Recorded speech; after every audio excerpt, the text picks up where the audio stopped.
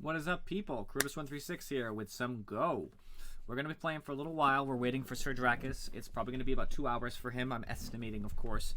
I don't know his exact schedule, but when he gets here, we'll be playing We Were Here Together. I don't know, my window just kind of did a weird thing there, but okay. So I just wanted to make sure that was clear for everybody else, because if you're thinking you're going to be sitting down for like a 5-hour Go session, that's not going to happen today unless Drakis cancels on me. So I'm just cleaning up something in the background here, but I should be good in a second. It looks like everything that needs to be closed is closed. I made sure Drakis knew on the Discord what was up today. I want to make sure he didn't forget. So I don't see any games that are really, well, sure.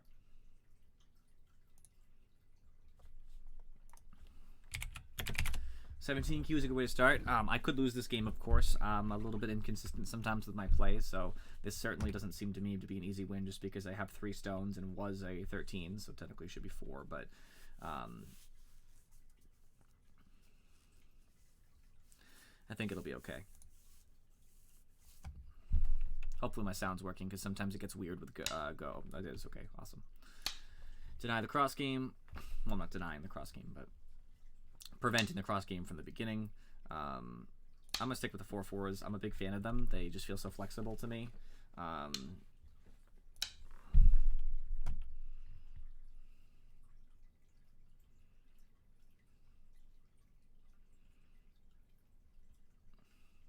Sometimes I laugh when I see these Joseki, because, you know, very normal approach, very normal, you know, fallback. And then it's like, what do I do next on his side? And, you know, I'm sure it's because he's...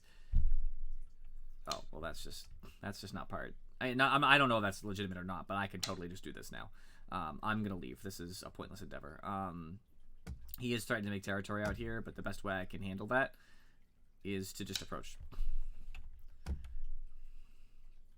If he tries to pincer me, I'll jump out. His stone's really low, so it's safe. I really can't go in the corner over that. He could do that, and I believe the correct move is this.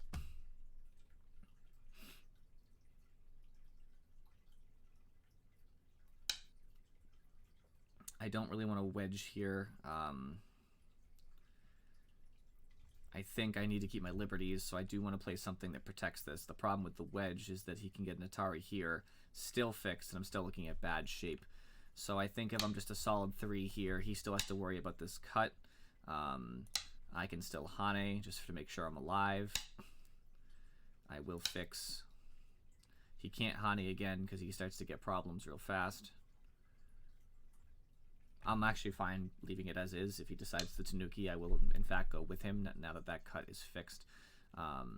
I just don't feel like giving him a giant wall over here is particularly smart. So I'm going to approach over here as well. If I can get some power here, like if he tries to block me off, I would be happy to make a base and just kind of reduce the scariness of this giant wall. Now, one of my bigger problems sometimes in Go is that I get these smallish to medium corners. Like, this is a really nice corner, but smallish to medium corners, and you know, this is actually a lot easier to live in because he's a little bit away from the side. And I feel like I give him too much influence. I'm pretty content making this trade because I have more space to live this time. So, like, now if I Hane, I have a bunch of points. Like, this is a much better result for me than the first time. Like, I'll just ride that. And if he feels like he has to fix, which I think he does, then I might cut. I don't know, I probably won't cut. I'll probably just Tanuki. Regardless of what he plays, if he plays either of these, anything around here, now I kind of want to cut. I think I want to turn first. I'm going to turn. And then I'm going to cut, if he lets me. Okay, now the cut looks worse because he has the mouth shape. Okay, I'll let that stand. I should have actually expected that. I guess that fixes this cut. My bad. Leave it as is. I think now is a good time. I wish I could play in here, but I think it's a little bit too close. Here looks better. Somewhere around here, maybe a little bit higher. Because if I can live in there independently, then I have a lot of reducing power on him. Because right now he's looking to make a large Moyo, so as long as I don't die, it'll be super. I have a cut to exploit, but the problem is not a lot of space to live. Here looks a little bit better for me because I'll have uneven shape with this. The problem is he's still going to get a Moyle somewhere, and this corner is still looking a little lonely. I kind of feel like playing over here, maybe.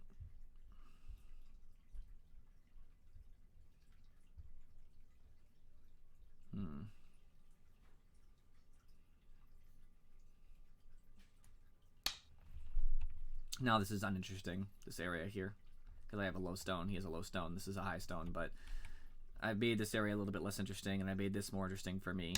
So granted, he might approach or something. But now I'm threatening to make a pretty big corner here. I'm actually fine with that. He leaves himself a very vicious cut. I'm making a lot of points crawling on the 5th line. He does threaten to have a very large Moya over it, but he should Hane me. Once he Hanes me, I'm not going to play anymore. I have to look at it, actually, I guess. It's kind of a weird situation to be in because I'm making a lot of points in the corners. But his Moya is huge, so I have to get in there one way or the other. Alright, now my corner is very much secured. I actually think me Haneing is worth here. It's worth a lot. Okay, that was a strange peep. He's going to weaken whichever stone he pushes me against. Okay. I didn't expect to make any of the points in here, to be honest with you.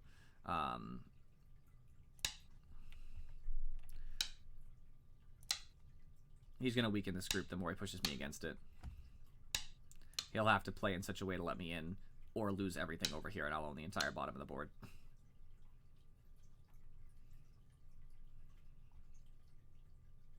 I think the smart option is to let these be reducing stones for him.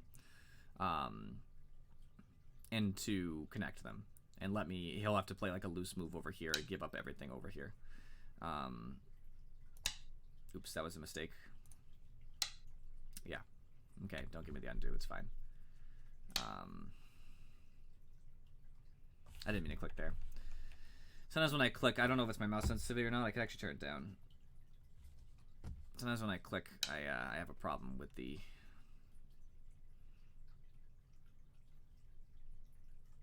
way that it happens, I guess. I don't want to strengthen his Moyo anymore because now I don't feel like I'm accomplishing a whole lot. He'll probably make life down here because he's got so many stones. And I can't cuts directly here because he'll play the Tiger's Mouth for this spot. And so I could play here and then there, I guess. That'd be fine. So I would cut off something and take some territory. But I don't know, this is just like a weird game. I'm not even sure if I'm making as much profit as I want to be. I'm definitely weakening everything down here, but I don't know at what cost. I don't like this. This is too slow.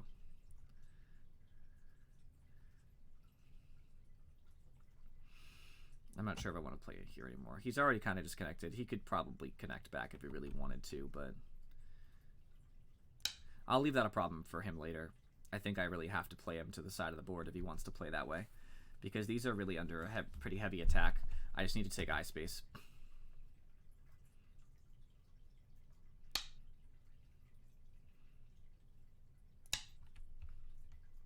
He'll play the move here, and he'll probably live because of it, which is fine. I'm not too worried about it. He's strengthening my corner and making it less assailable later. These points he hasn't really touched yet. He will eventually Hane, but I won't lose much because of it.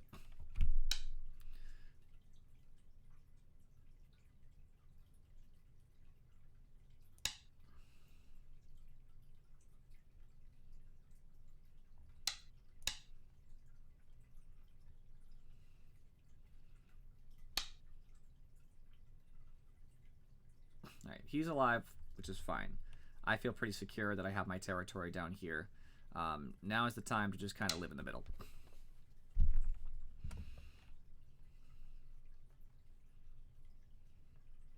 I'm very bad at this. This is something I need a lot of practice on.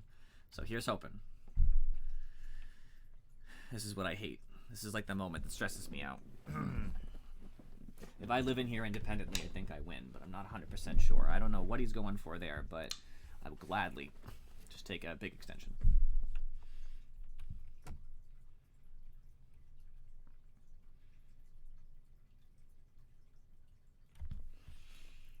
I have to be aware this stone is here too.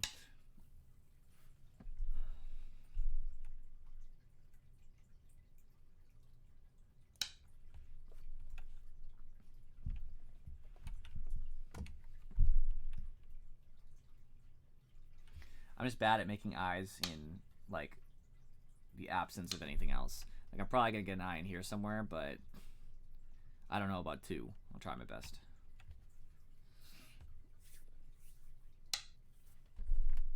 And if I make any large mistakes as far as the execution of making life here, then I'll definitely look into it a little bit later about like what I could have done differently to make life.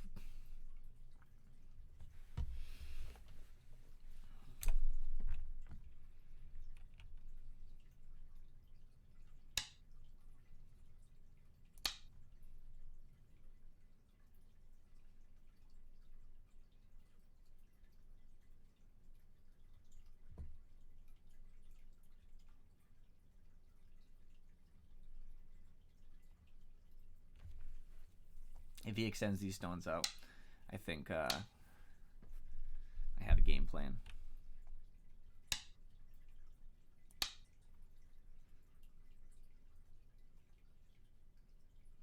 That's fair, Razmataz. Welcome, by the way. The problem with this is a weakness for black, and this is a weakness for black, and they're pretty far away from each other, so I can really only get you know, a little, I guess.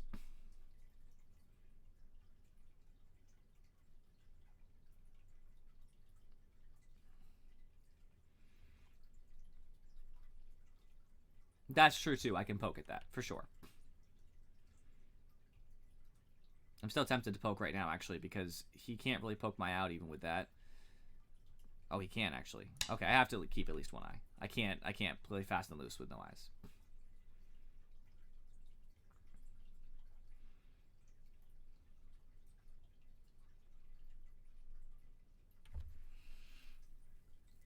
This is still a weakness I plan to try to exploit. Because he can't really, he can play this in theory, but I'm going to extend the stone out, and it's going to look worse for him, I think. I'm at least willing to see what he'll do. It takes one liberty off my group if he plays like this, and I don't. And the follow-up doesn't look as good as I wanted it to. I think what I might do is I even just might make this more of a... If he plays here and I surround the stone, he might take, and I might actually just take a bunch of points this way and reduce on the top instead, which is a trade I would be kind of willing to make, because if I start independently living over here, even if he 100% secures that, I'll get a bunch of points up here and he'll lose them. So it's something I'm considering.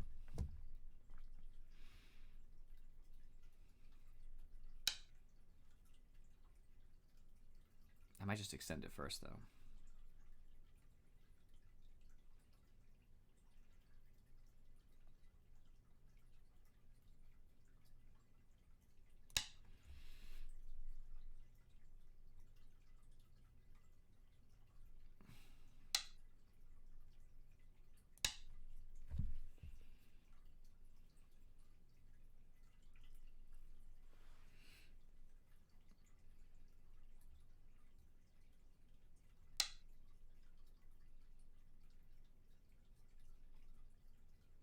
That doesn't work because once he plays here, I can't get any more liberties. So I have to play here first. Or here. But that doesn't work either. Alright, so I think I have to play here if I intend to make anything big out of this. And I can run once more out of that. I'll take it. I'm alive.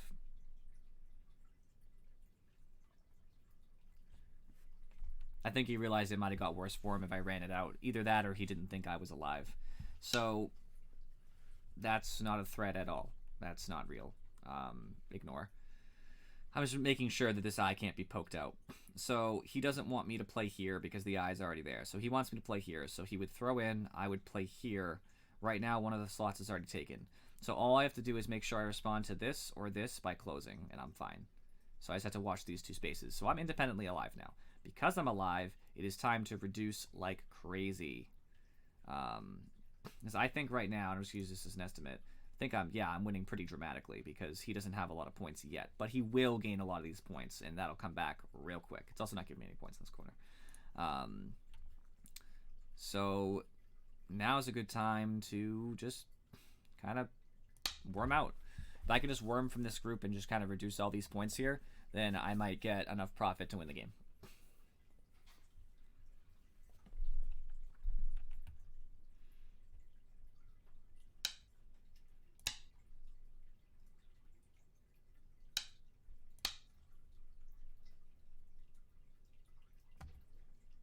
This is still worth a lot up here. I'm looking at that move too.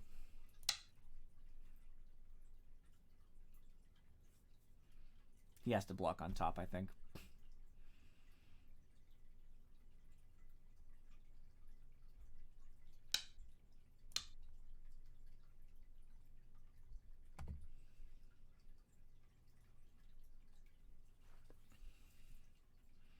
These stones are going to struggle for life now, too, because both groups are independently alive.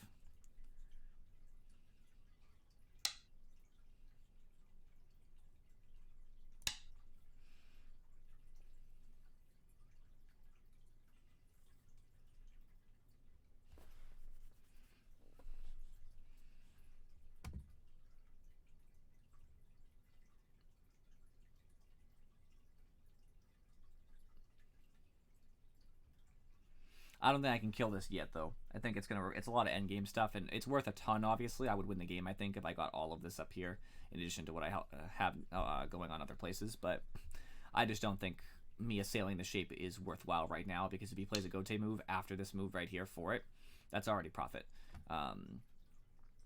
So I don't need to really... He has to make it my problem, or he has to make it his problem. It's not really something I have to do right now.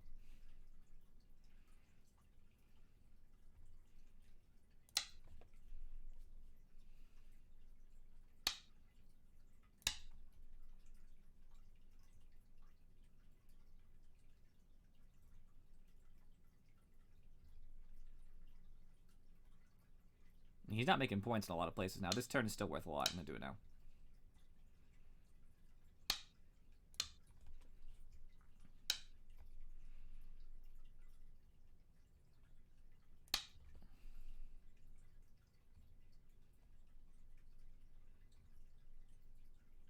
I mean, his Moyo has basically been destroyed because a lot of his influence was spent being safe. Granted, a lot of these small little walls turned into safe spots for him where it's very hard for me to assail those shapes. And I'm alive. There's no more way for him to assail this. It's just alive. He can try a throw in, but I'm just going to answer it, so it's nothing. It's only if I made a mistake. I mean, honestly, him letting me live is probably going to be the end of the game for him. I think this game might be resignable.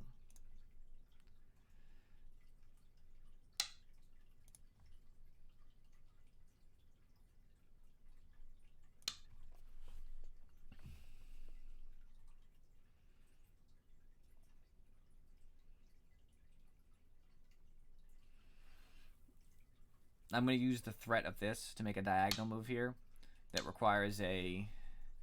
It's something he can't cut, because if he tries to poke in this way, and he can actually cut it this way if he really wanted to, but... Oh, that doesn't work either. Because if he tries to go in, I can keep pushing him up until he goes back to safety. Okay. Still a reduction on points. This is worth a lot more now, too.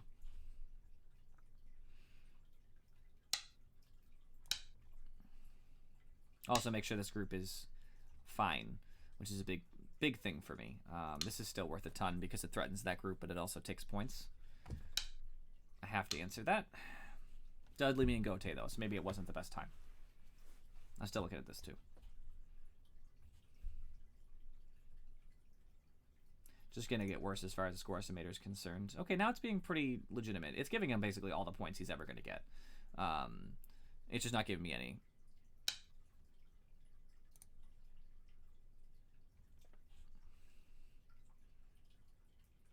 Well, I think so. If I didn't answer with this, he can cut and take the stone, which is a problem for me.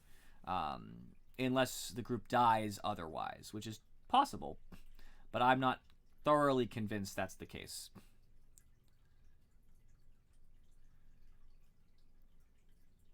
Well, I played, he answered, I have to fix, and he doesn't have to play again. He played over here, but not because of this, not because of the local situation. Like, I don't think this gets him any more life than he had before. If you know what I mean. I think what he did was an overplay, though. I think I can just do this because I don't think this grants him any more life, but potentially. Okay, if that's the case, then yes. This just seems like a bad move, though, because I can just exploit it and just take away more points, because he can't be greedy and take that, because I'll just take this. It's small points. I don't even know if it's worth it right now, but if it forces him into worse shape as time goes on, then I'm fine with that. Because in theory, depending how he plays, this is still assailable. It's unlikely to die because obviously it's 1, 2, 3, 4, 5, 6, 7, because he's not going to have that in a second. And I guess you could argue this is part of it, but I can push into that first, so he doesn't really get it. So he should live with 7 spaces, but because of the fact that they're disconnected right now, it gets kind of weird. So we'll see. Only 3 liberties in this group. I can take 1 easily, and then depending how he fixes, it'll only have 2, and it'll probably just... Well, he'll have to connect then. I don't know. We'll see how it goes.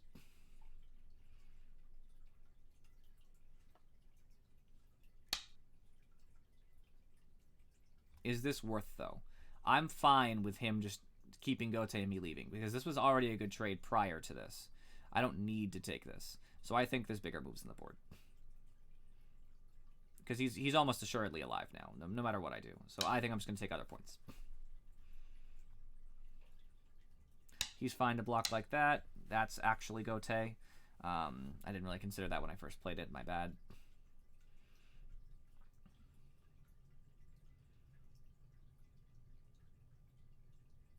That was awful silly of me.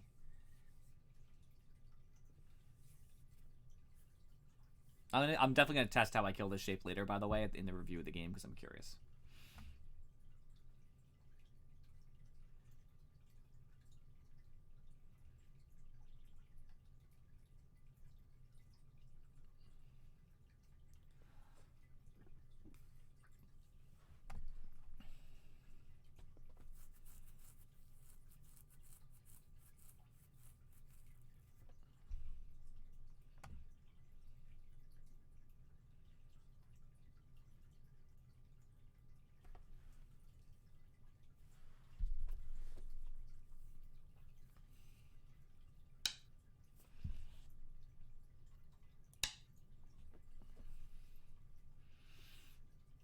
I guess that stopped me from pulling a lot of nonsense in there. So he actually put himself in bad shape, though, a little bit. He should have done it from the other side, I think, and the reason why is if he doesn't block this off somehow right now, I can push in. He should have to answer this. He could just he could connect and whatever, but then I can push in, and then I take more points away from him, and I exploit some of these weaknesses.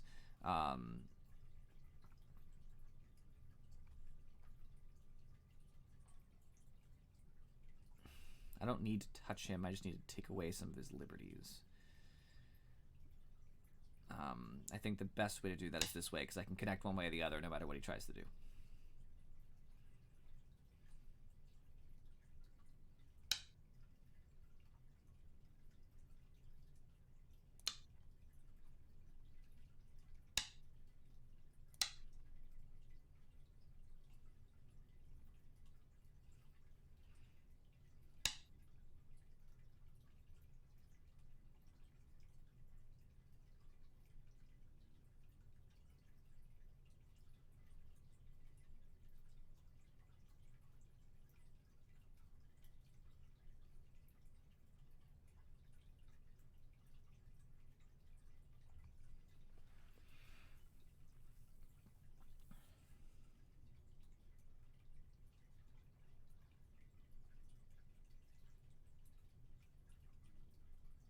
I'm bad at these sorts of life and death problems where things are more open.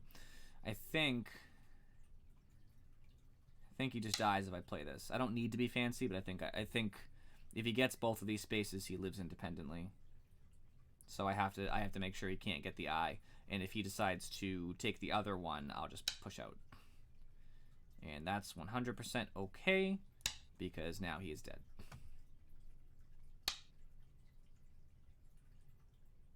Ooh. My bad. I should still be able to live, though, because I'll connect out to my friend.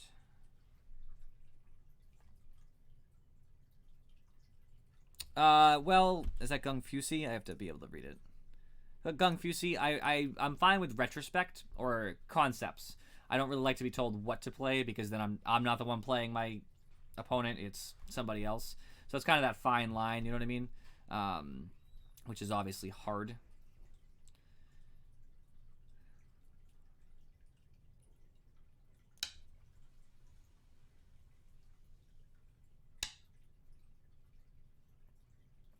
I just want to make sure I can live here, but I'm not sure if that's true. I think the answer is no, actually. If I lose this corner, I might lose more.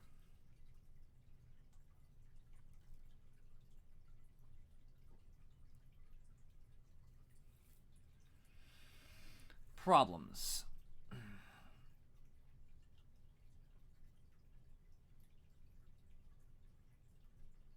Because even in an ideal world, I won't be able to... Because he's just going to block normally. Maybe I can use the Atari chain. He might have been. That's potentially true. Dang, that was a good response to that.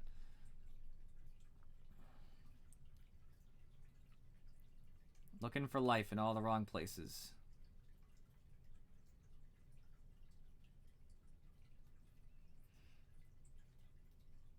And the problem is he'll just play this as soon as I play this.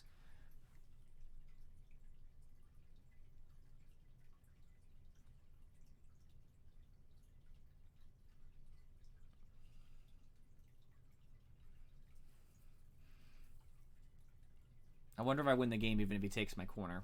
I think not. It's because it's going to be like a 20-point swing or something.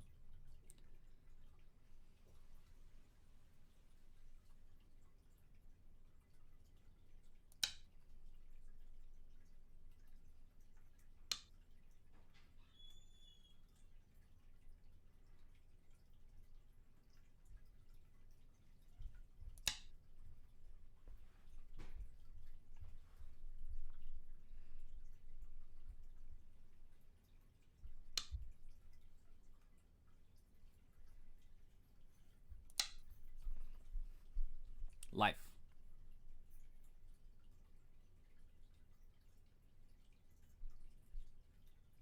I'll take it. I'll take her 2 points any day. And he fixed his weakness, which is an entirely fair thing to do. And technically speaking, he might still not be alive. It's just very unlikely he can't live in this space. But, like, there is still stuff to do. I'm just going to push it. Kind of cramp it a little bit. I think I can. He'll certainly play here and I'll have to connect back, which is fine. But if I can just make it worth less points, then that's something cool for me to be able to do.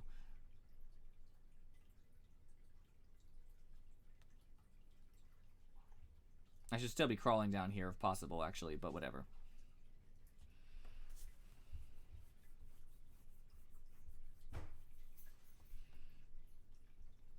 It might not be the most points I can get.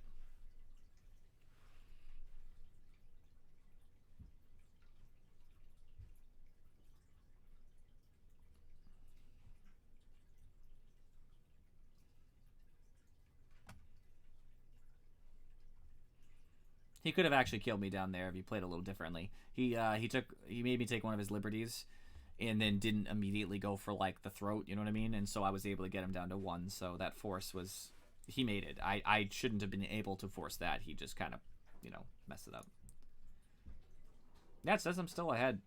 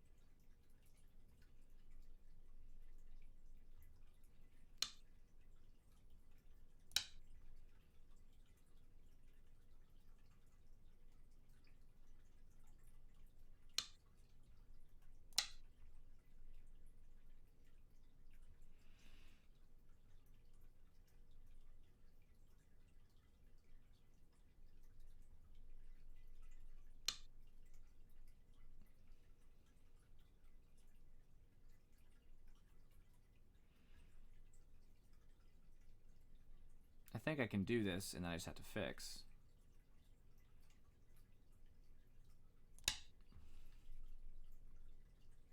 People always try crazy things, though, and it always irritates me.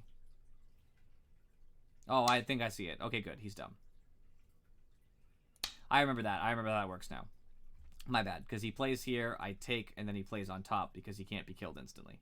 But now it's not a problem. I see now.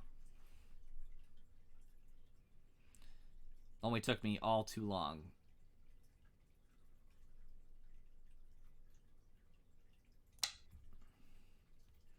These are actually still worth quite a few points of pushing. And these are all Sente for me because I don't have to fix. I'm still connected.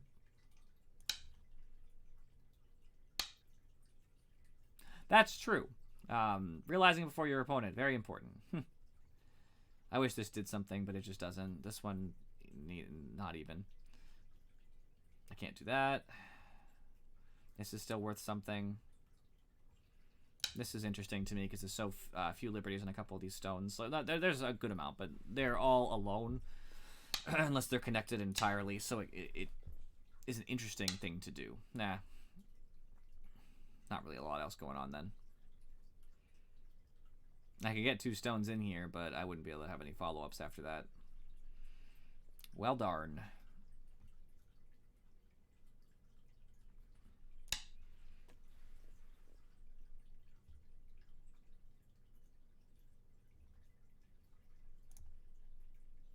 Alright, I'm winning, but not by a ton. And that is okay to me.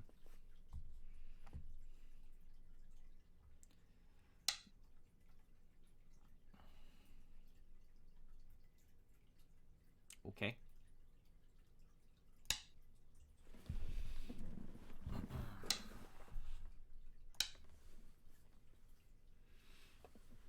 I'm okay with him living. He's just living small, so I'll take it. Now it says by 0.5. Why is that? I guess because all the territory is basically shored up. Any more bigger points? That's worth a solid point.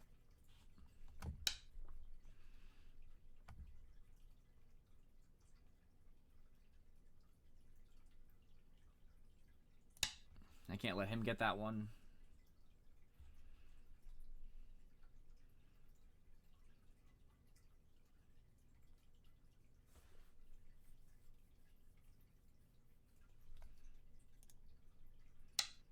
Says he's winning now. I wonder what changed.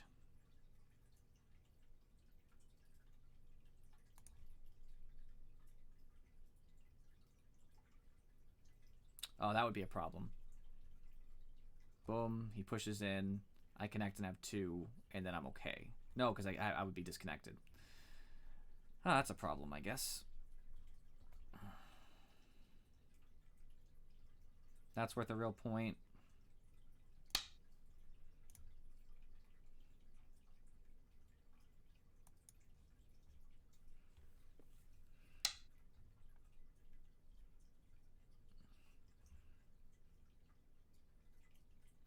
No, that's fine, actually. Yeah, okay, that's okay. I can do that, because once he pushes in, I'm not an Atari, so I take that one, and he can't do anything else. Right. I'll just end up having to close these off, but that's fine. And that's with optimal play. Like, if he does that, he should just poke in there, but I at least make sure black doesn't take them, which is a bigger deal.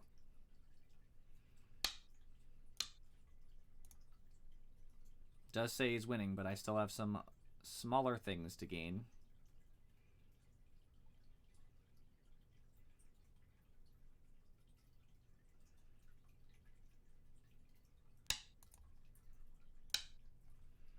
Might lose this game. That's unfortunate. It's all small, but unfortunately there's just not a lot of he's pretty solid, so there's not a lot of things I can do as far as invasions are concerned. I think I might start cutting like crazy though. There's a lot of cuts and stuff over here. I might do it before anything happens. He's gonna pass. I don't know about all that.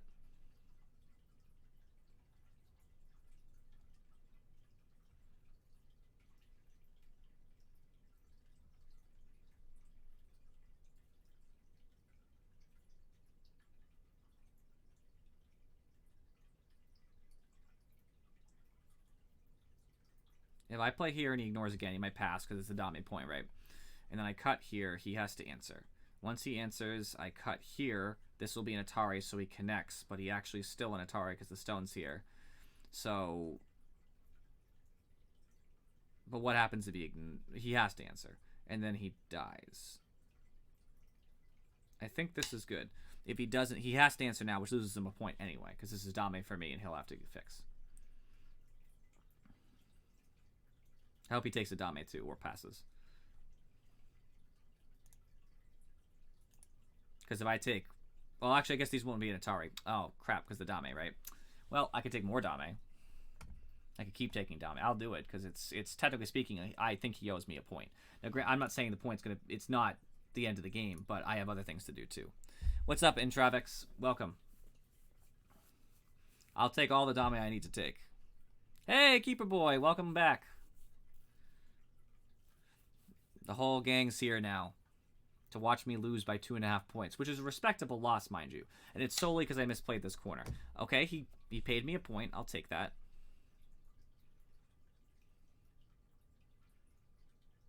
That's good enough for me. He saw the threat that I saw.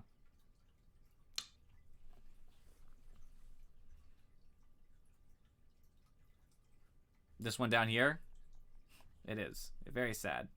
I'm alive, though. I'm gonna get that point back. You better believe it. It thinks those are dead, but that's not true.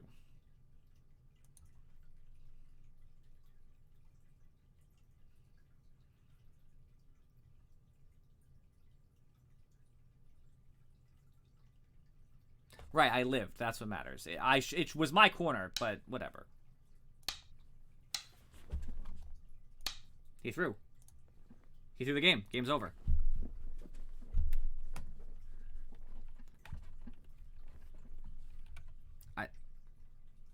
I maybe he didn't see it. Maybe it was a misclick. I'm not sure, but he was very quick to play right after that. So I kind of doubt it was a misclick. You know what I mean?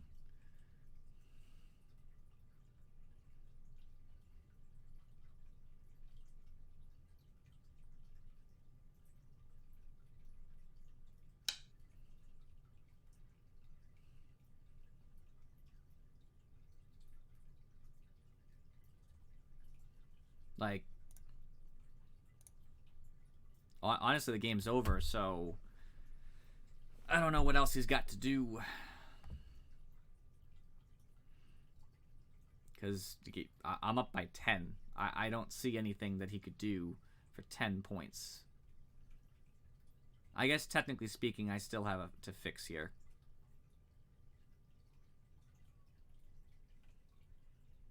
I was reading a sequence that might have worked. I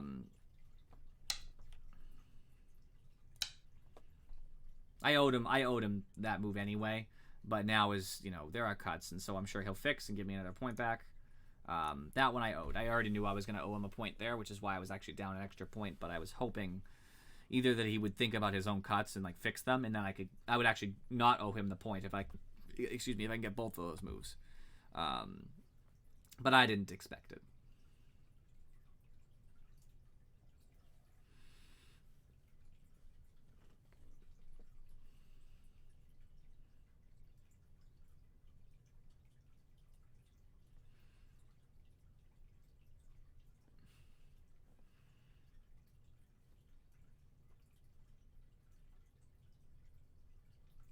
I'm actually I'm waiting for him to pass again, because I will 100% pass now. That your name is CJ? I don't know if that's a secret or not. Or why it's a secret, I guess.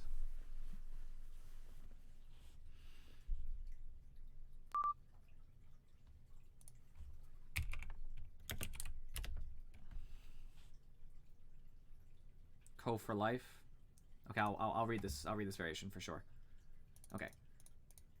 I love when people. By the way, I appreciate you, Raz. I assume that's Razmataz because I imagine there's no random Raz99 in here. But so if he ignored my move, I play in here. Yes, which is a co. I threaten. And he has to block me. And now he can't approach here.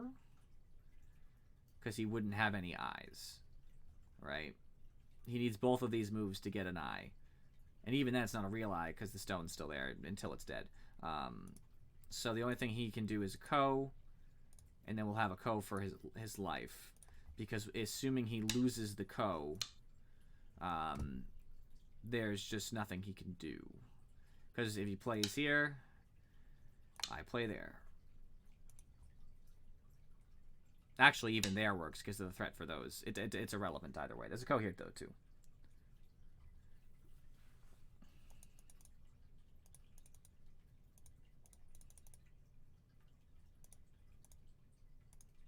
Well, there's technically another Ko, though, isn't there? Because at any point,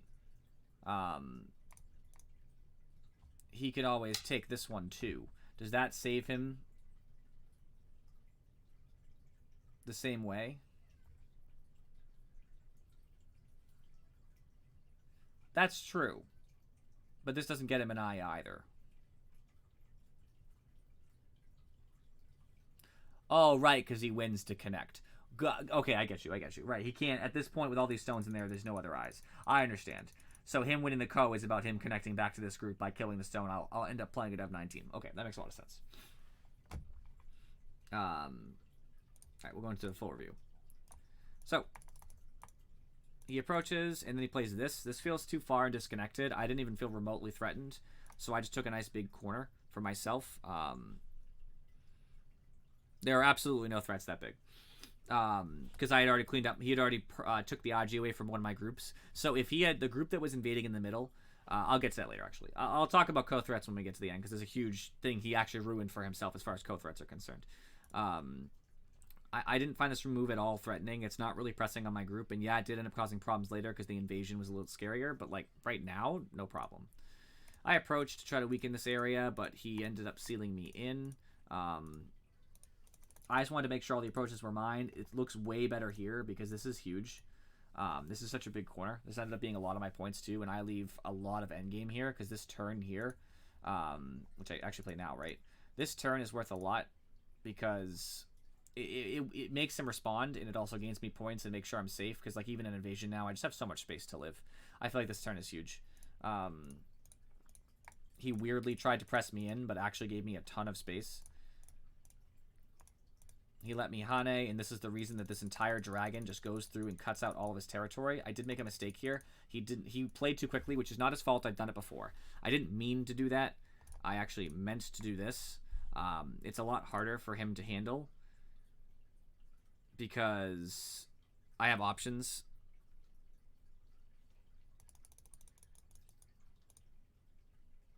Get back a little. Where?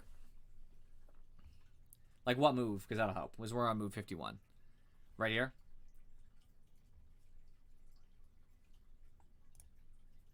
Like, my move? My diagonal move?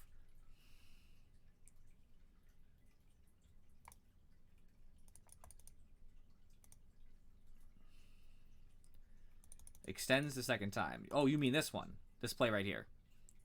This must be what you're talking about.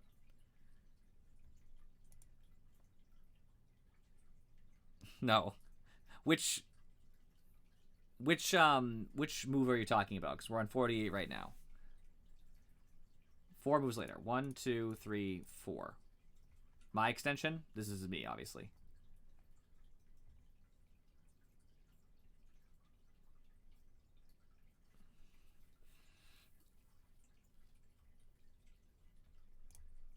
Yeah, he extends. I could have Haned.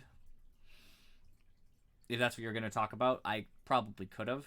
I didn't want to be playing fast and loose with this group, though, because he's giving this to me for free.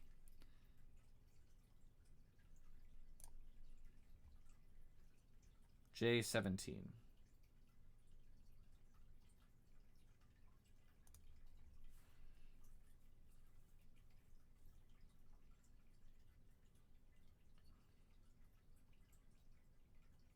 Well, yeah, there's a lot of Aji there. When we get to the Endkeeper boy, I'm gonna go over it in detail the best I can. I might miss something, but I think I have it. I knew what I was aiming for. There's a reason that I cut. I see that. I'm very bad at these small invasions, but I 100% agree with the concept that this is way bigger than this right now. I agree with you. I'm just not super awesome with it, but I should practice. So I agree with that. So I made a mistake here, which cost me some of my reducing points, but whatever. He weakened his group. I knew he was getting a lot of space by pushing against my shape, but I was also getting a safer corner. And he was actually making these points safe too. Then I invaded right in the middle.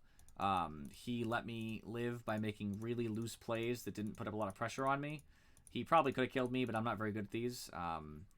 I knew I wasn't alive yet. I have one eye because he can't take this directly, so I get the chance to fix. He let me push on his shape. Right here was his big mistake, right? So what he should do is he should run it out. I run, and now he has a bunch of liberties. So now when I'm pushing against him, he can go wherever he wants. And it's no longer a threat. Because now he's connected, right? And I'm a little bit freer too, but like, it's still not clear if I would live. It's probably the case, but you're putting it more up to, you know, his skill versus just guaranteed life. Because when he plays here, I just take it and I'm alive. It's just a huge mistake. I ignore that, no care. I poke around. He does strengthen the top, but I also reduce a bunch of it, which was my main goal. When does he play it? He plays it real soon. One of his biggest mistakes of the game. Right there. So, yes, I could have reduced this little box here on him. However, this would have been a huge co-threat later. Either of these two plays would be... Anything here would be a co-threat, really. Threatening to get this gone then threatens the throw-in. Now, granted, the answer... So, if I ignore this for a co, the problem is... Well, not there. The problem is, I guess it takes an extra move, because I ignore...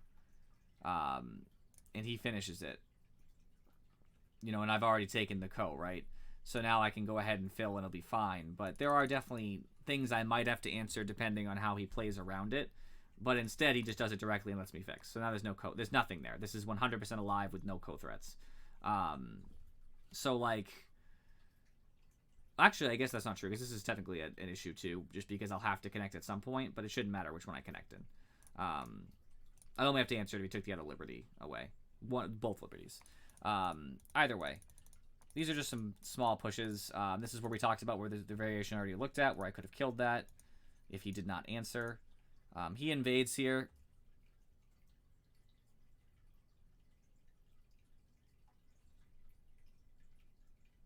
Right, you mean instead of the straight moves? The problem is he's so close to me, and I think he would have cut the knight's move off. So going back for a second. Hold back a little bit. So, like, here,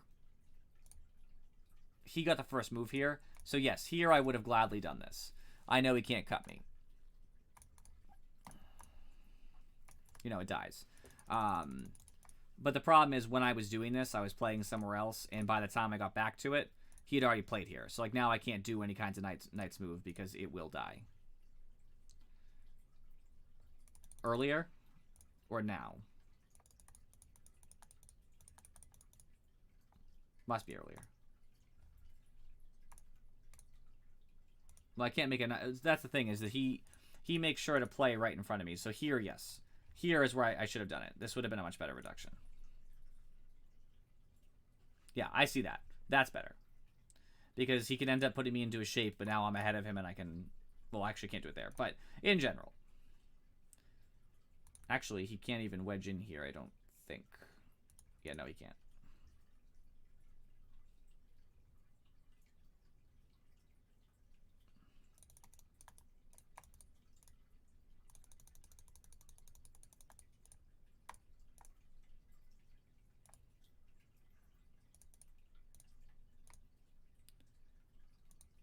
Oh, you mean when I was talking about the knight's move? It was. No, that's what I'm saying. Yes.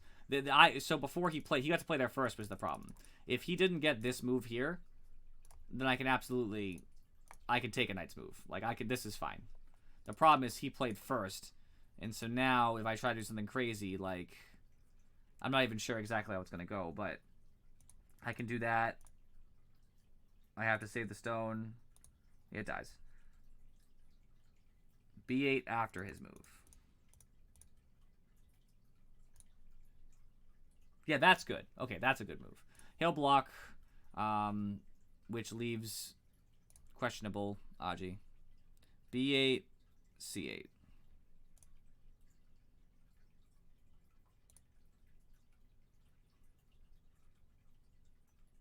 Oh, actually, what I ended up playing was similar to that, funny enough. I ended up getting this move and going up. But yeah, there's a lot of bad dodgy with him because of the diagonal moves that are already have something put in between them. Because when I first made this move, yeah, when he first made this move, I wasn't afraid of being disconnected because if he disconnects now, he dies. So he can't. So I knew if I pushed up and he connected, now I connect. And like I reduced a ton of points for it, I can still do this. He still has to fix whatever way he decides to do so. And I, threatened to make my corner bigger. Granted, I have to come back and probably make sure that this is actually my territory, but in general. He played a little bit strange, though. He was trying to kill the corner, obviously, I know that. All these are just smaller pushes. Skipping ahead. So this invasion should never have worked. So somebody said to me that if I didn't play B1, it was fine. So probably the reason why I thought I had to play in here is if I do this, like a basic, thing, okay. He's alive, right? Because if I take a liberty, he just connects. And that's a living shape because he has 2 eyes. That's what I was worried about. Because we talked about this earlier. So if I didn't play in there to start, he'll take these. Now, granted, I could always say it's fine. I could just play like a move like this. And then once he takes one of them, I take the other. So granted, I guess I didn't have to do it right away. And then once he closes me in, that's fine. He'll get 1 eye from it, but that's all he'll get. So that's true. I didn't have to answer immediately. This was even fine. I just should do this. That's fine. I don't see how he makes any more eyes. This doesn't equal anything for him. There's nothing. So that would have been a better move. I didn't need to do what I did. This was a bad move. Because I didn't realize I couldn't disconnect this, but I can't. It's obvious once he plays it, but I just didn't realize it at the time. Which was a bad play, but he actually forced this liberty off of himself. This was his biggest mistake. He thought that this would kill me, but in fact, this is an eye I was looking for, right? The problem is if I ever play this, he does this, and now there's no eye there, and I only have 1 eye, because this isn't going to be a real eye over here because of this. So I need to get 2 moves to live. The problem with what he did is he actually took one of his own liberties, giving him 2. So when I play this, he can't stop this connection. I mean, he can't stop it now anyway, I think, because of course but he can't try to do anything like crazy because he just has to connect because I'll kill him, which was his big mistake. I actually don't even think I needed to take that. That was actually a Gote move, which was a problem for me. I didn't need to take that. All this is just small pushing. A5 and not. Yeah. Yes. I don't see how I cause him problems with this. Now, granted, I think this is fine anyway.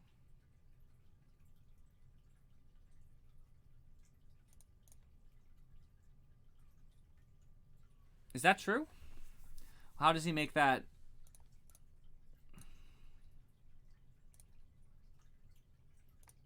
I don't think so. So, and then G1. Oh, right, because I get forced. Yes. Right, because this is alive until these liberties are gone. Yes, I have to. Correct.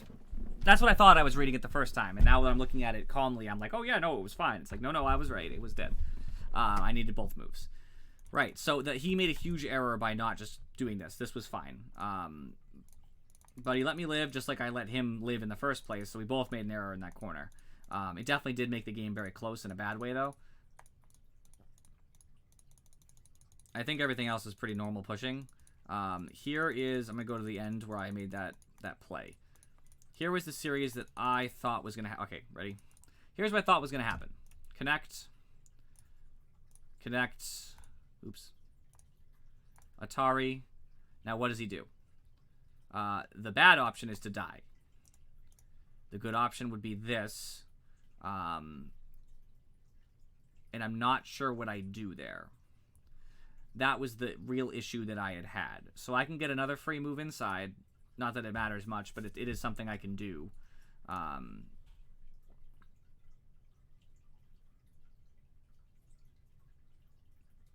But I don't see... Well, that would kill.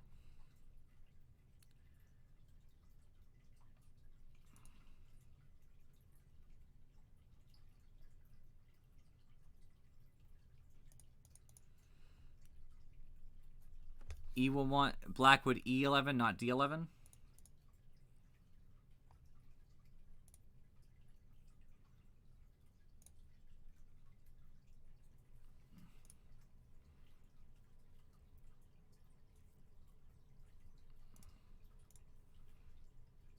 That's interesting. Interesting. Huh. I guess there was less than I thought there was, because once I play this, this might save black. So I would connect to keep the pressure up. He would do this.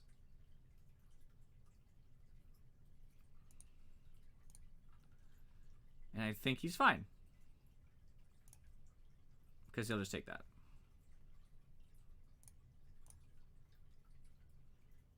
Yep. Like I said, I didn't think it worked. But it's a complicated series of...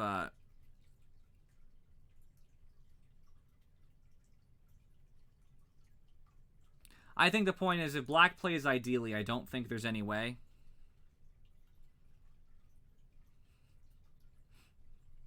I wish I was single-digit Q. I'm getting there. I think there's no way to make this work.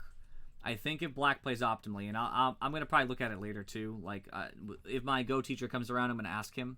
Teacher, my brother. I'm going to ask him. Because sometimes he's really good with life and death. That's just like a specialty of his.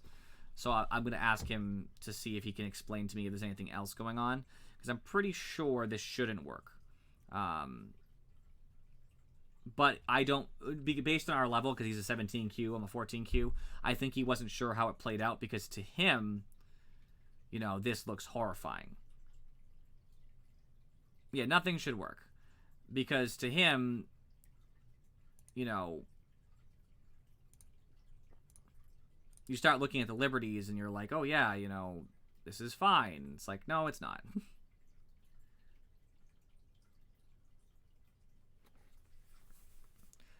I don't think so, Keeper Boy. I'm pretty sure that no matter what you do, you know, the problem is these stones have this. So if I had waited, which I couldn't because I couldn't afford to, but if I waited till I took this liberty and we played this out first, and then, I don't know, he passed, then this looks a little bit more threatening because once he connects,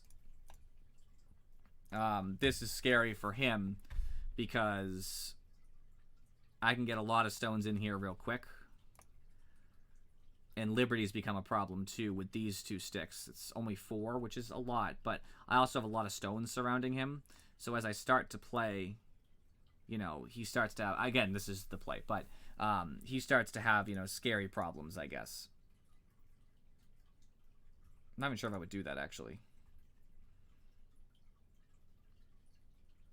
The point is, it can turn nuts. I don't even know how to read it, but it can just... It goes crazy real fast is the point. Anyway, it was a good game.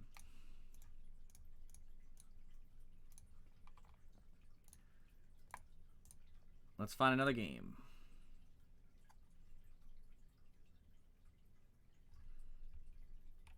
I can check the variation, sure. If you made it, I can absolutely look. Oops.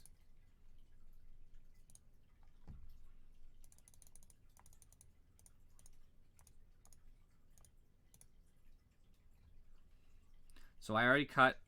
He fixes. I poke out. He doesn't have to answer that way. Does he? What about that? I'm just wondering why not that. We'll see. Oops, gotta get back on track.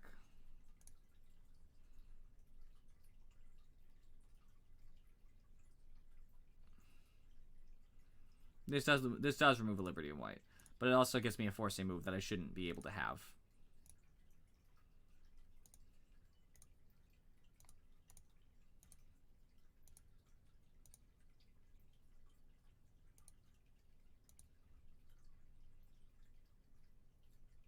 But even here, there's nothing. Because even when you do this, he takes... Then there's just nothing left. And I'm never going to get... Actually, he doesn't take. Because I don't think he would play this way. That's what I mean. So, like...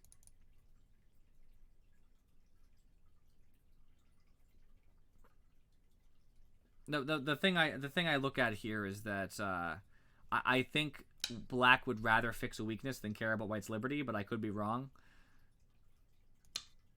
Because this still works.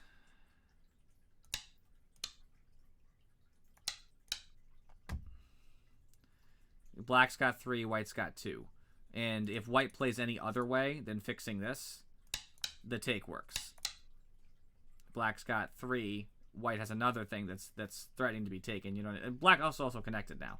So, like, I don't see any way to stop black. I actually find this answer is bad for black. Yeah, it shouldn't work. I think this answer is actually what costs black that entire sequence that goes bad. I don't think black would want to answer that way because of the weakness that the empty triangle creates. This is technically an empty triangle too, but it's a connected empty triangle versus the empty triangle in isolation. I think that's the problem. If black does this, things go absolutely nuts. All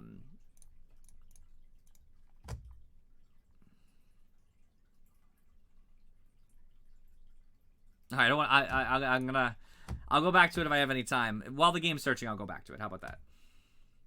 I'm going to create my own game. All right, now that I have time, I'll go into the review.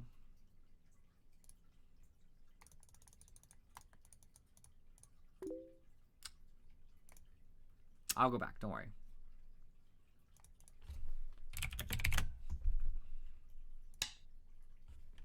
Of course, the fastest game I've ever found.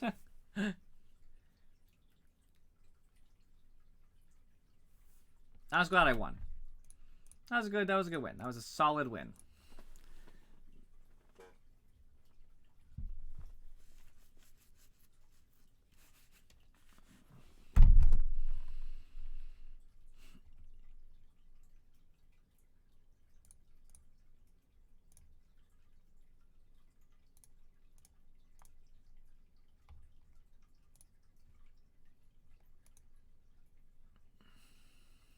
Yeah, my brother is a 2Q on OGS.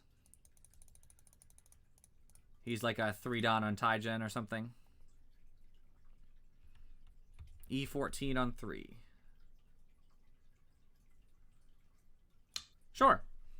The problem is it still gives white a forcing move on you, but there's no Aji on this anymore, or this.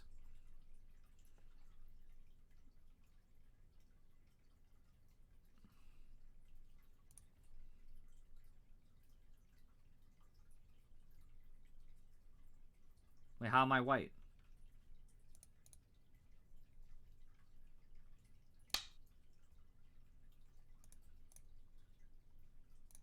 Oh, I see.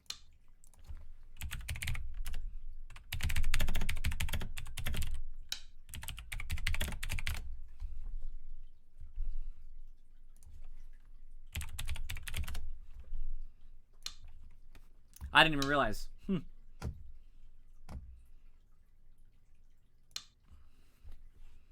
Problem solved. One day I hope to be a single-digit Q.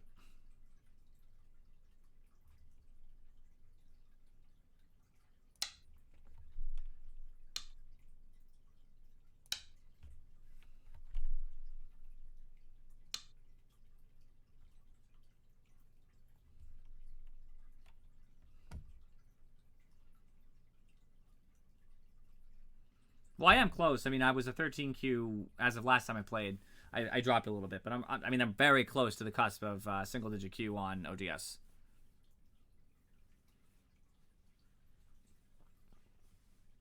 And my brother isn't like known. He's not like a pro or anything. Like I said, he's only like 3Q.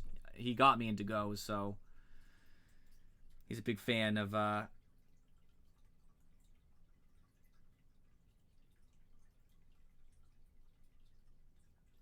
I never know which Shamari to make, by the way, because I don't like to make the ones on the second line. Sokorath. Says he's a 3Q right now. He bounces back and forth between 2 and 3. He's been here talking before on the stream.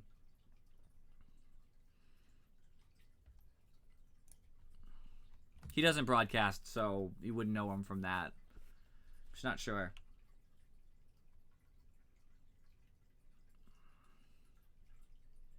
That's what I mean. Like, I never know what Shamari to make because, you know, obviously I want a Shamari that builds up in the direction I want it to, but then I never know exactly how to build up in the direction I want it to.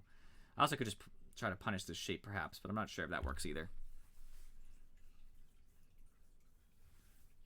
I could just do something like this, but it feels a little... I don't know.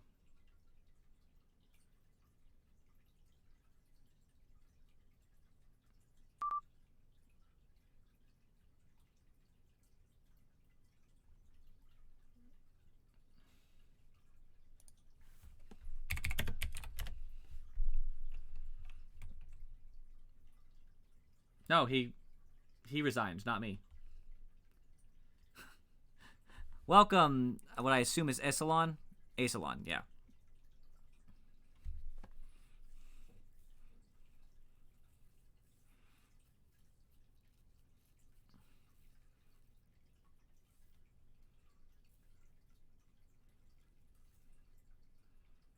Yeah, 017 is what I was looking at too. 017 is probably the one I was going to stick with. Obviously, it doesn't matter now, but I'm not going to review this game because I don't know. Maybe he didn't like his own move. Maybe he didn't want to wait. Something came up at home. Right, 017 looks nice to me. That's what I was thinking. Is because like I'm not going to review for the actual game itself, but so this is like what I wanted to play because this is second line. It doesn't really. It's too low. I don't really want to build in this direction as much because this is low stone with low stone anyway. So this is the most comfortable one that I had, but I never know which way, so like, I was still questioning it.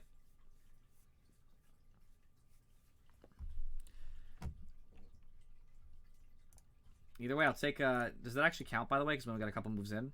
Yeah, that counts. Hey, I'm a 13Q again, everybody. Woo!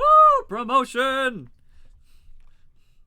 I don't know what that was all about. I feel bad for making him wait like the 2 minutes at the beginning, but it wasn't actually that long. Welcome, Aaron. That was very interesting, to say the least. Maybe he was worried I was going to be one of those guys who takes forever to make a move. I don't know.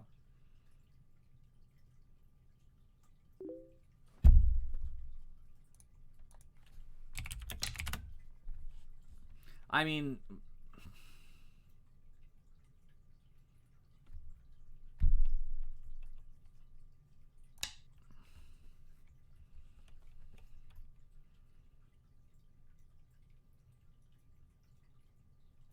I don't like long games. Like, I don't know. I think 20-minute time with a couple Biyomi timings is fine. You know, 5 periods feels comfortable to me. 30 seconds is a decent one for Here's a question. If he DCs after playing a move, does it still count? I'm sure he'll be back, but okay, compared to Blitz, sure. I'm a big fan of Blitz because when I get into those really complicated parts, I really like to take my time. I'm fast, depending what part of the game we're playing. So sometimes I'm like real fast at playing. I'm like, oh, I only want like 5 seconds, 7 seconds, 10 seconds, whatever. But and I guess I'll take 2 wins by default, but I don't know. I was curious how this was going to play out. Obviously, this move it looks terrible, but like any move is only terrible if you can make it terrible. That's what I always say. I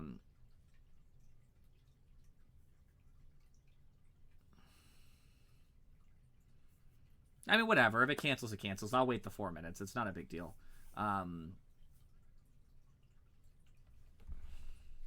Yeah, it is an unranked account, so you're right.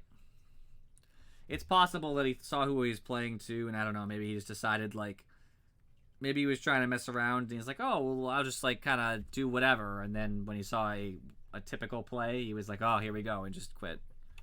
But didn't have the respect to it. If he quit because he didn't want to play it, like, I actually want to open this real quick, just to see if he's playing other games. Nope. I was going to say, yep, this is his second game. He won through resignation against the 9Q.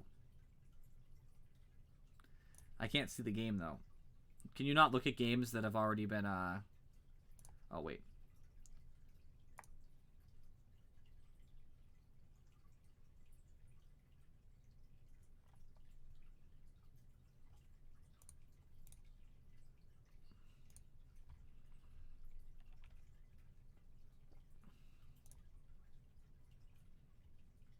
I don't know why the 9Q played and then resigned. He We're laughing up two things. And Travix, he was indeed ahead. That's true, actually. Yeah, OP move, you got it. We're already halfway to the DC time, so whatever. I'm not gonna resign. Like, you know, he's losing his time anyway, so I can just consider my potential follow-ups to this move. Woo! I can't even believe this game sometimes. This never happens to me. This is so new to me. Whatever.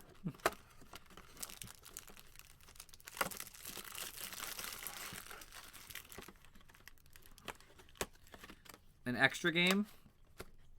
How many did you play today? Like a couple, a lot?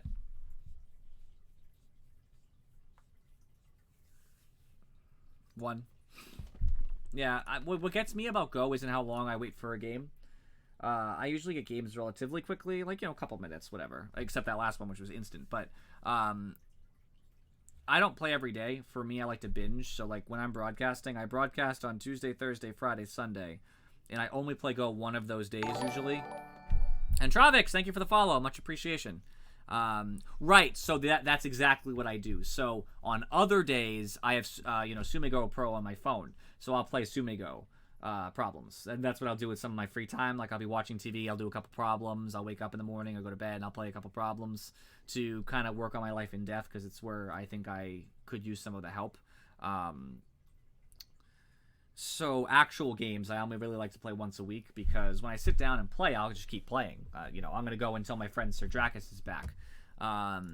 That's really who we're waiting on, because once he's here, we're gonna play We Were Here Together, where we were in the middle of that. But the general thing is that I'll play on like a Friday or a Sunday, and I'll play for 5 hours or somewhere around there. And I'll just bust out games, rapidly. And that way, I don't have to, I don't like to open it. Like, I don't know, I'm lazy. Like, I know it's just a tab. Like, I go in my little tab here, and I go to, OGS. But I just don't want to do it sometimes. I'm at my computer already, but, I'll be on Steam or something. I'm like, I don't really want to open OGS and play one game. Like, I want to really go for it if I'm going to go for it. I don't know. That's just me. Oh, it looks like I'm about to win. This is where he comes back at the 1 second mark to try to win by whatever.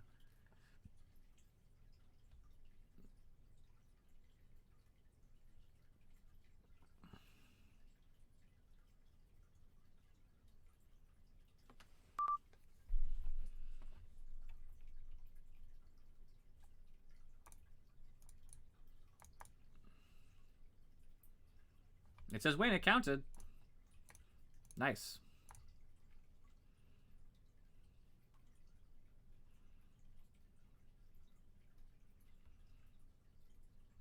I guess I can't accept that one.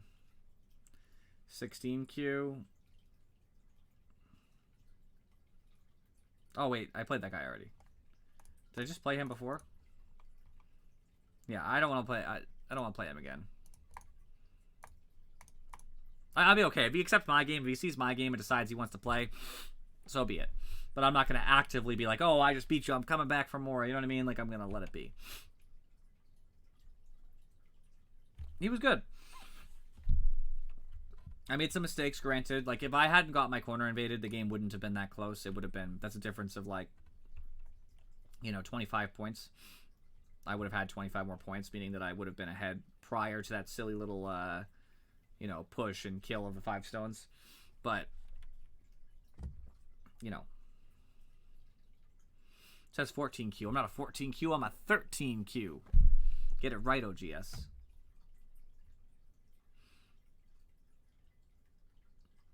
That's usually what I do, yeah. Let me check it again. I usually do plus... Sorry. I usually do 2 better, so I'm 13 now, so 11. And I usually do 3 worse. So 11 to 16 is usually my range. So it's like a 5 range. Because I'm a 13, so I'll play down to an 11. Well, I guess if you're talking negative, so I usually do -2 plus 3. Well, I guess the problem is I don't always find games. Like, I've been more restrictive before, and that usually makes it harder to... Well, I still can. What will stop me from playing stronger players? You act like there's a limit to stronger players. There's plenty.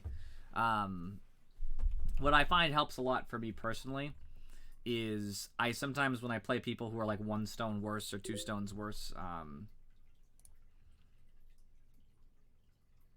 Welcome, Xylan. I think I've played Jackie before. Well, yeah, sure, but I imagine that once I get to that point, it won't be as big of a deal as far as...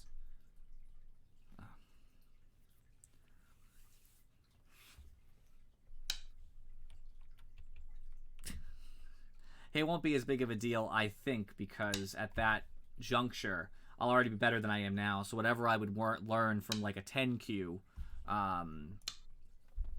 you know, it would already be... I think I just play straight, right?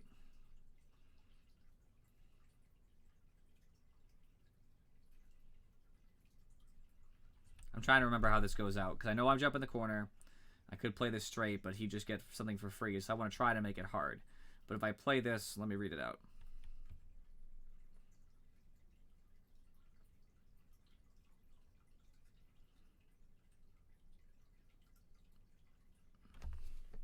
So if I play this, and he plays something silly, I don't care. If he plays above me, the cut is now real, so I'd have to fix the cut, and then he'd play over here, and I would die. I think. But if I play here, does he still have to answer? Yes. Because if I play here and he does this, I go here and he can't cut because I'll cut him off. I think.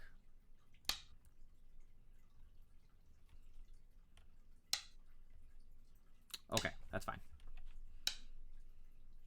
Once more. Okay.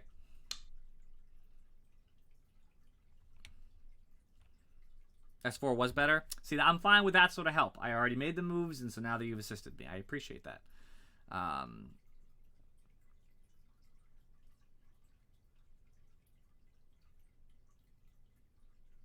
don't want to give him a wall facing that, so I think I'd rather play over here. But that still ends up in that sort of situation.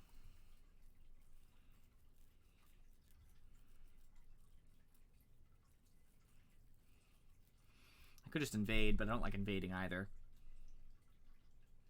I still care about that stone, but not enough. It just seems kind of lonely, and I'm not really sure how I get it out. I could do a straight jump, but if he tries to go above me, I'm kind of rough. I'd rather play the corners for now.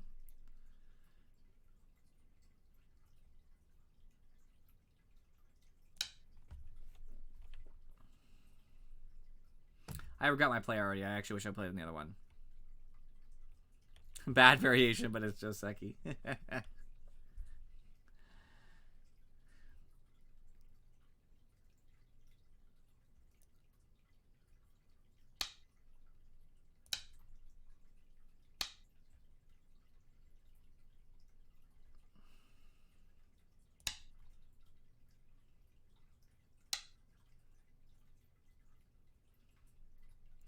Well, the only problem I see here is if I fix this, oh, his cut still matters.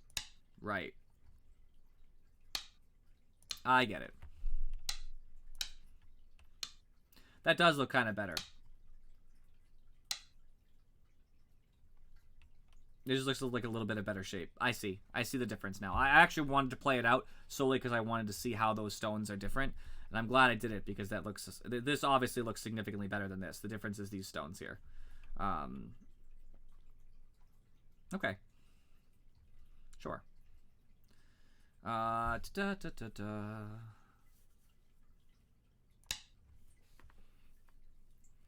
giving him some big walls. Yeah, it's some influence for sure. I gotta get on that.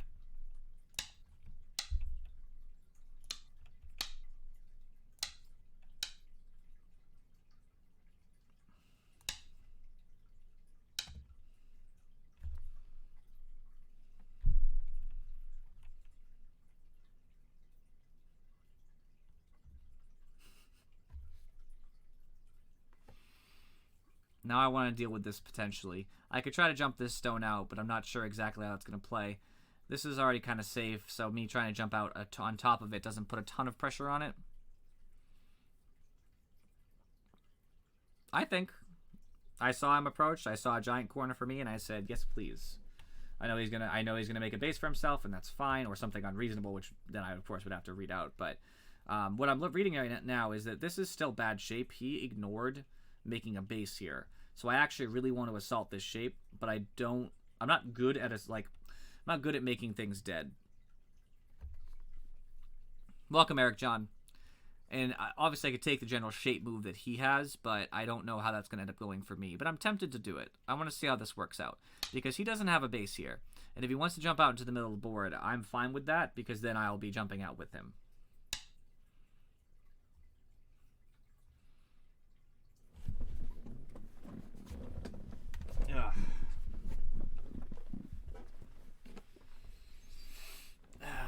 I'm tempted to cross here.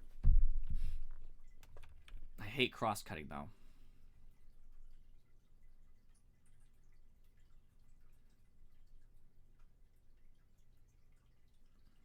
Oh, going a little closer? Okay, that makes sense. I'm gonna try crossing. I'm not sure. I'm trying to read out the variation, but I'm not exactly sure what's gonna happen with it. I don't want to put him in good shape either, and I'm gonna have to fix after that. So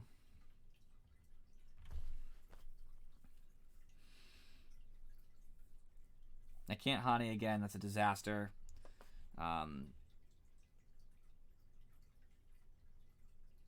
If I put this into Atari, is he even going to answer me? Probably. But then he'll be in really solid... I mean, it's not a great shape because obviously it's an empty triangle over here, but he'll be at least one solid shape. And then I still have to fix my weakness. So I'm just looking at this.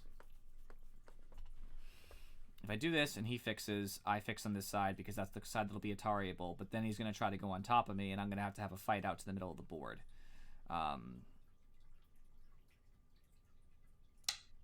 I think it's okay.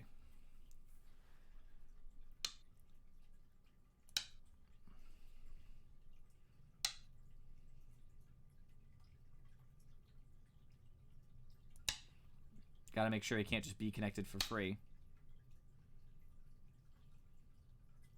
Right, well that's what I thought too, right? When he attached to me, I figure I'm gonna connect back. I'm gonna like the attention that it brings me.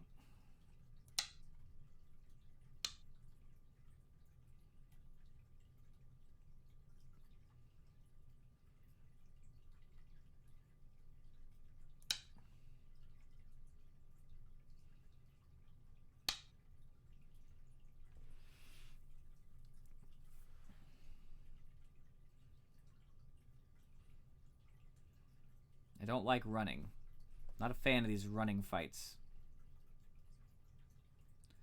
Because I never know how to get to where I want to be.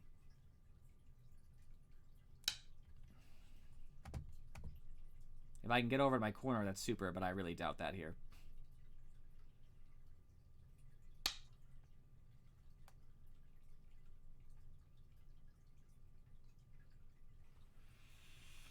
I see problems with my shape now.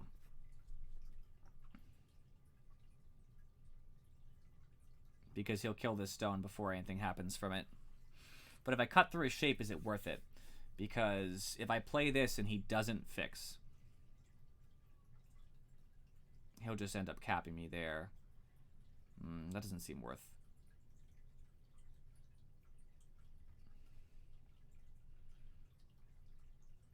Okay, I think I have an idea. He's going to cut. I know he wants to. That must be why I played the move, right? If he doesn't cut, then it's... I'm fine.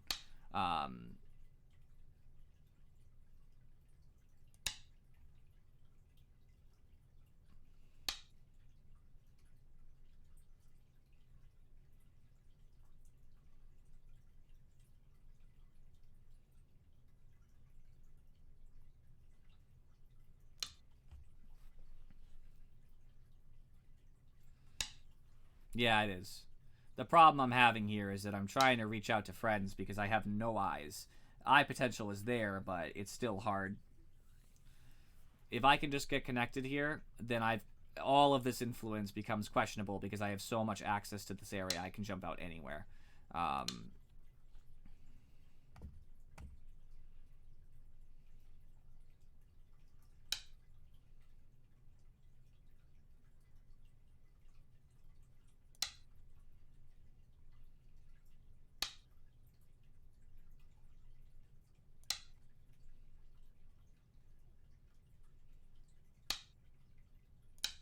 Can't let the corner die in exchange.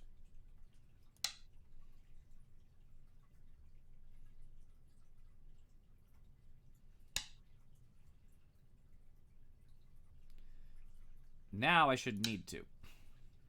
But that would be fair. That threatens... I think he's just trying to make territory, but that actually does threaten to cut. Because I can see how the stone would run out.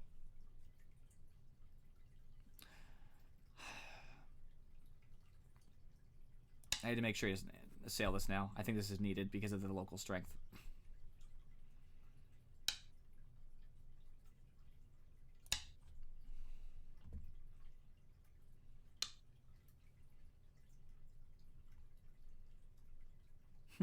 You mean I'm a meanie for trying to live in the middle like that? I mean, I gotta do what I gotta do, though.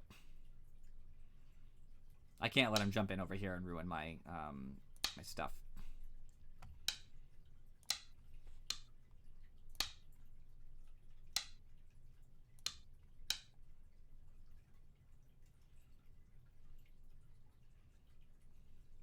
He's still got too big of a moyo, that's the problem.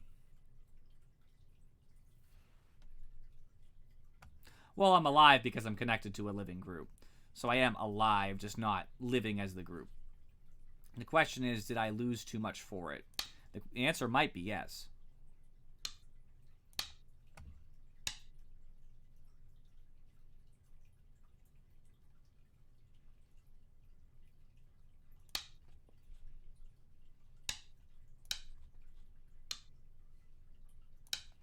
Yeah, if I can just poke enough places, then I'll be pretty happy with the result.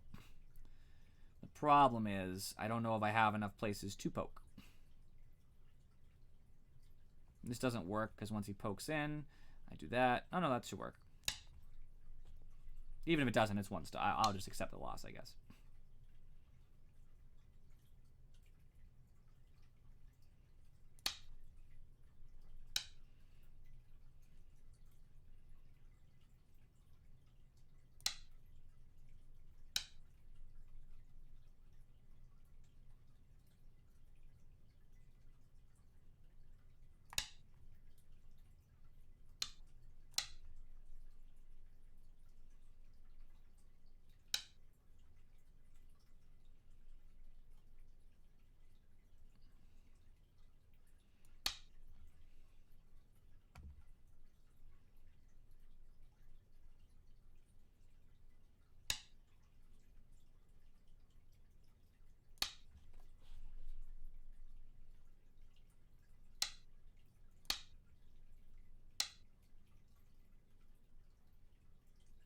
I can't let him get a forcing move on my group, unfortunately. I kind of set myself up. I don't want to have that either.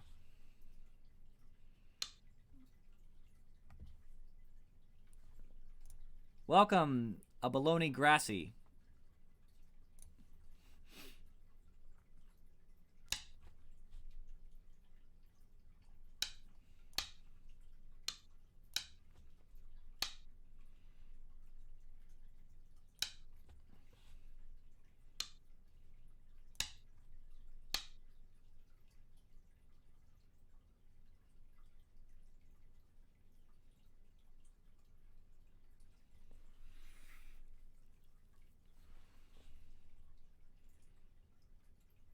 I'm sure I'm losing this game right now. Yeah, he's just got too many points. Can I make an invasion, I wonder?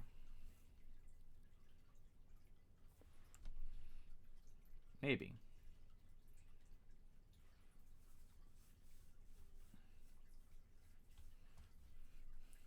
I'm stopping, I'm thinking. I still have some points over here.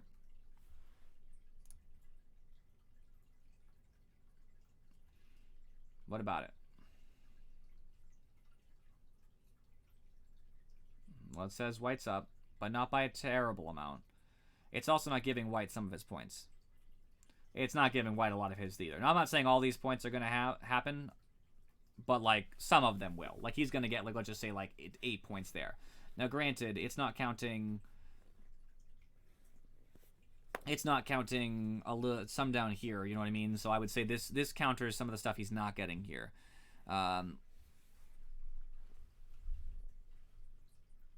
Yeah, I'm still looking at this because this is going to get me a lot of points. I've been looking over here, but I'm not sure how far I can go. These are big points up here and here. However, an invasion is bigger than either. This is the one I've been looking at. The problem is I don't know if I can make how far I can go. This is easy. Obviously, this will just work. But I'm wondering if I can make this work, and that's something I've been considering. Because if he tries to... I just don't think so, yeah. I think I just have to take it like this, because he's just going to block me off. Well, we're all just one big Go community, right?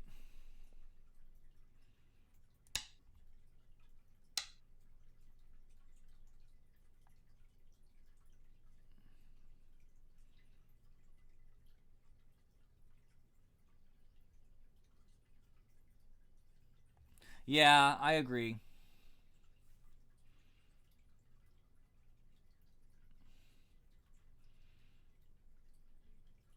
This should be fine.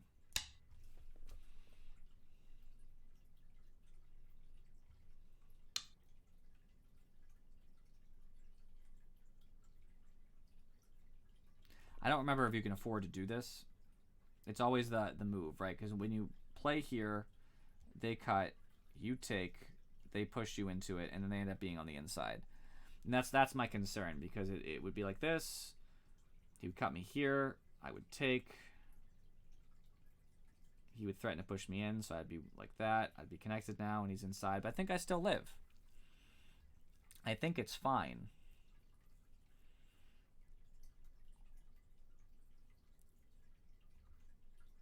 Yeah, I think that's exactly like I think I'm good. It just I hate when it gets into that complication. Okay, happy, happy to connect. This is fine.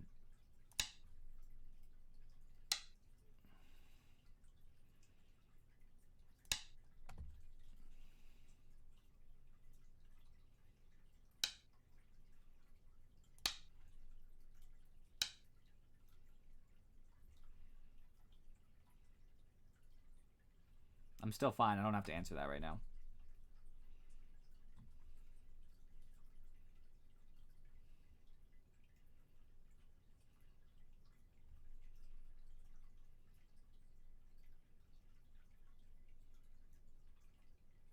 I can't do this because it'll weaken my group. Because if I play there and he plays under, I threaten to connect. He does this. I don't have to connect immediately, so I'll do that. Well, that's fine. And he'll still have the Aji, so that's fine. I think I can do this. I have to risk it anyway. I can't, like, be passive.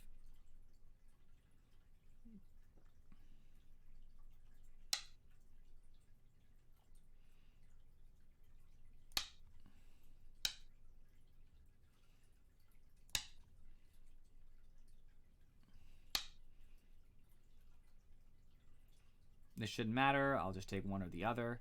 I actually think this one matters, though, because it doesn't. Never mind. There's still some points to the sides here, but I kind of want to leave this bigger group alone until I decide how I'm going to do this. I can get a free move here. That's about all the freer moves I can get.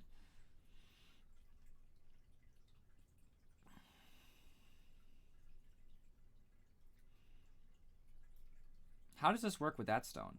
Because if he plays here and I fix... Well, I guess I'll still just play right there.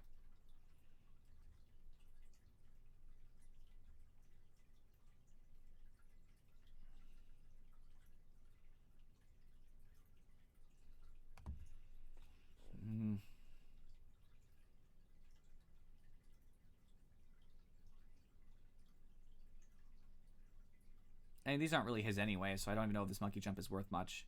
I guess because he can't play something like this because it would get cut off, so he won't make points here. So I don't really see this is worth as much as like other monkey jumps.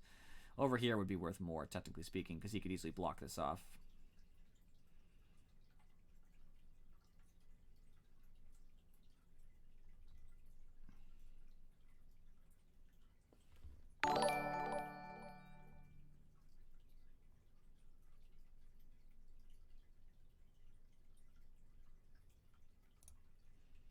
Baloney Grassy, thank you for the follow. Much appreciation.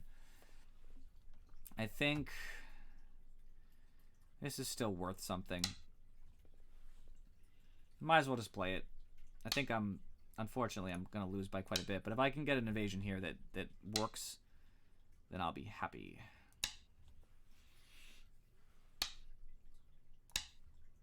Yeah, that was dumb. I thought I'd have an extra liberty when it happened, but it's my own fault. I had to hope he didn't notice because I'm down by 30-something points, so it really just doesn't have to be answered. It's kind of the move where, like, yeah, I could save it when he played around it, but it seems more important to just hope he doesn't notice because I have to play other things like this.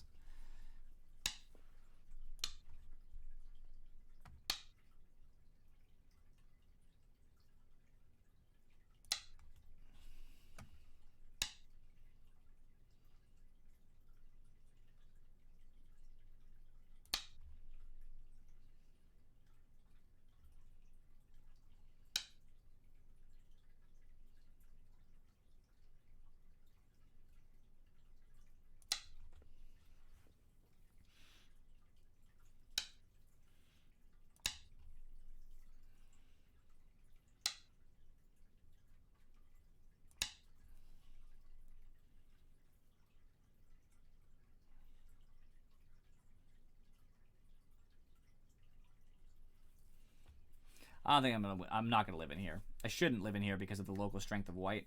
But if I somehow do, I'm back in the game. If I don't, well, you know. I can get one eye, but getting the second eye is going to be the real problem. I might get a forcing move out of this. I would love to make the eye now, but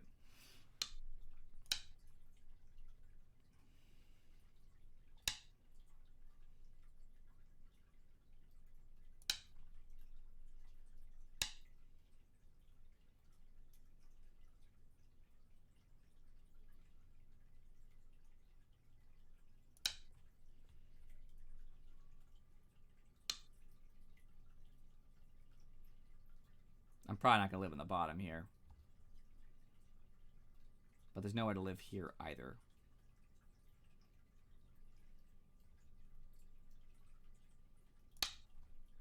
He's just going to cut me off, which is fine.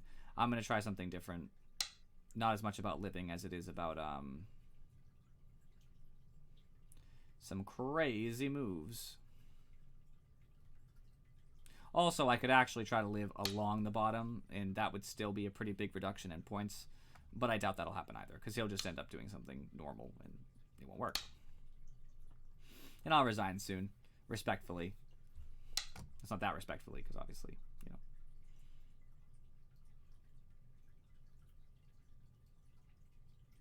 I have to answer that.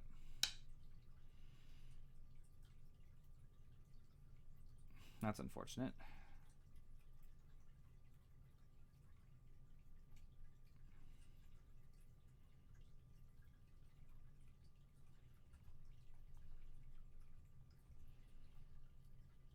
Yeah, I know.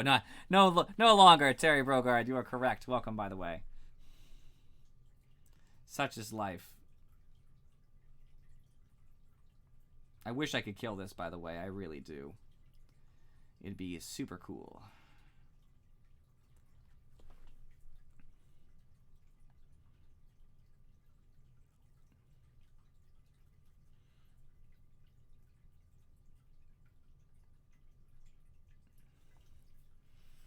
There's just nowhere to live. I have an idea. It won't work.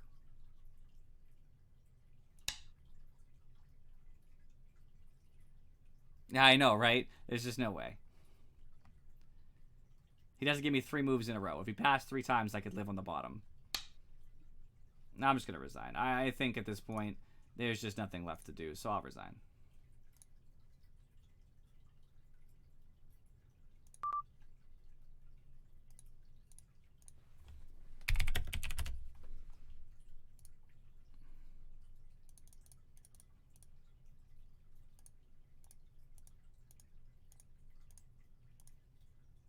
Okay, I can see that.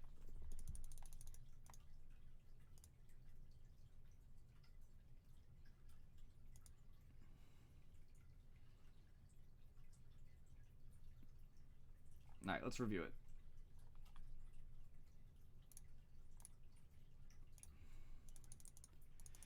So as I pointed out, we already talked about this at the beginning of the game. So obviously these corner Joseki at the bottom left and right is not typical. I gave him 2 big walls. I actually don't... I wish I didn't approach over here. I wish I had approached over here instead, by the way. That's a little late, but... Take a big corner. This does look better, in my opinion. Obviously, he can still pincer. But it's hard for him to keep up both sides anyway. Versus what actually happened was him attaching and me being closer to this wall. So being 1 more stone away from the wall feels pretty big to me.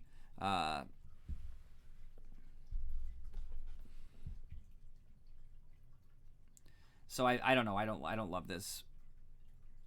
Yeah, this was fine. It just wasn't typical. But I think this was an okay corner. This corner felt way better than the bottom right.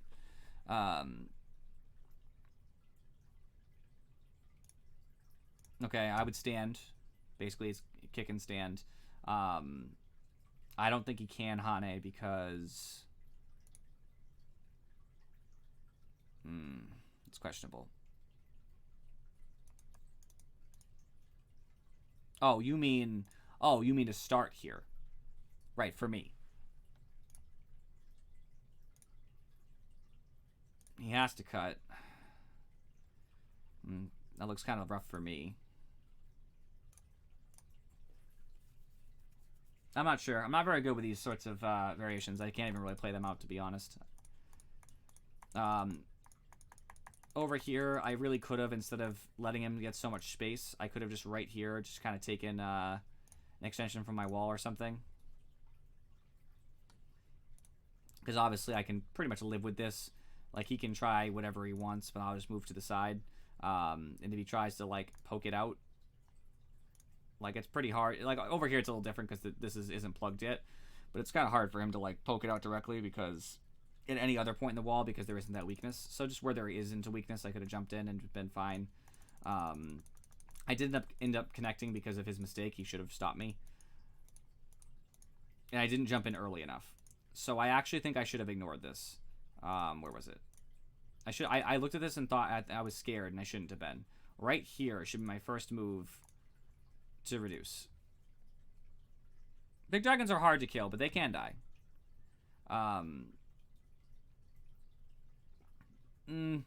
I've died with stuff like this before. He already has so many moves around it. It's kind of hard to make eyes. I could have made them here, but I didn't want to have that kind of battle because then he'd end up surrounding it entirely. Like, he would have all the stones around here as I'm trying to live, and this would have made this a deadlock. He got most of these points anyway, but I got a couple of reductions here and there, so I was a little nervous just because of the way I play. But I could have reduced way earlier and made this harder for white, but instead I wasted a move and gave white this. This is huge because now there's not that many reductions. Right, that's what I mean. So I really think I should have just extended from my wall in the first place. But even once I came over here, I needed to make extensions over here instead. Yeah, I think any extension from my wall would have been super, and I think this would have been fine over here too. And instead I gave him so many opportunities and didn't get the chance to reduce his Moyo. Everything over here is just me poking at it. I could have, instead of poking, tried to live in the Moyo now. And just said this isn't big enough. So I actually should have just probably invaded and tried to make something work. But I waited too long. I made him too strong. Everything else from there was just the same crap. I mean, it's just poking at his shape. I don't think anything else is particularly big. Living in here, I don't have any right to live in here. So honestly, even with the moves that I did get, I don't really see how I would have done much. There's not enough forcing moves, really. And even though this is an empty triangle, his first move was to shore it up, which is a smart move. So there's not a lot. I was hoping that I would end up being able to play like a forcing move like this. And put it in Atari. But then, of course, he just has better moves. So, like, there's nothing I can really do about this shape. Even though it looks ugly, like an ugly shape that is like forcing moves, none of the forcing moves work out. So I already knew I was doomed.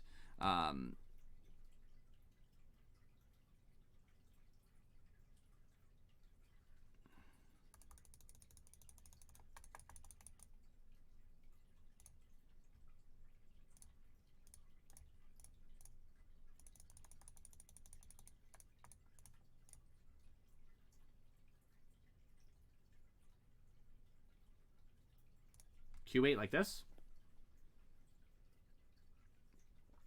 I would just be worried that he would end up doing this.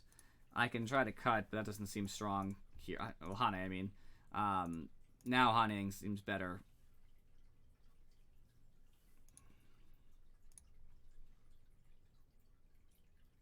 I just wasn't sure how this played out. This isn't one of my strengths.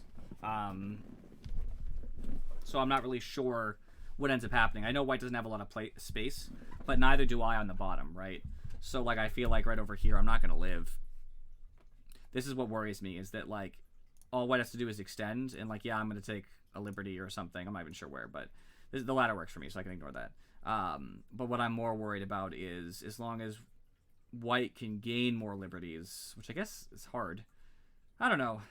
I see it. I see how this could work out. I think that with this stone here, I'll always have one advantage on white, so in theory I should be able to kill these stones and then gain all this territory for myself, so I can see that. Either way, it was a good game. Sad. Back to 13.1, but... Well, that's also why I tried the invasion. I knew it was going to fail spectacularly, but I kind of learned how much space I need to have a pretty good invasion, and more space than that, I'll tell you that. We got about 45 minutes left until Dracus arrives at home.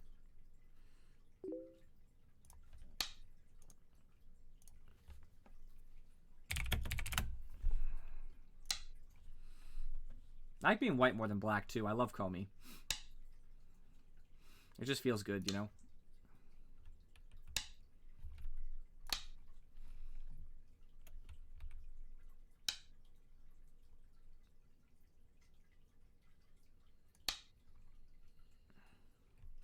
I don't care. It's fine. I care about the result, but I don't care enough to be, like, salty over it. You know what I mean? I don't like when people play these sorts of moves, by the way, when they approach a corner, let a response, and then try to play both corners, like, almost as if they're trying to trick you. I don't know. So this would be the move, or this, if I really wanted to put pressure, I guess, but... I don't know. Yeah, I see it. I do see it when I, like, Nick Sabicki has done it before. I've seen him do it. I just don't like it.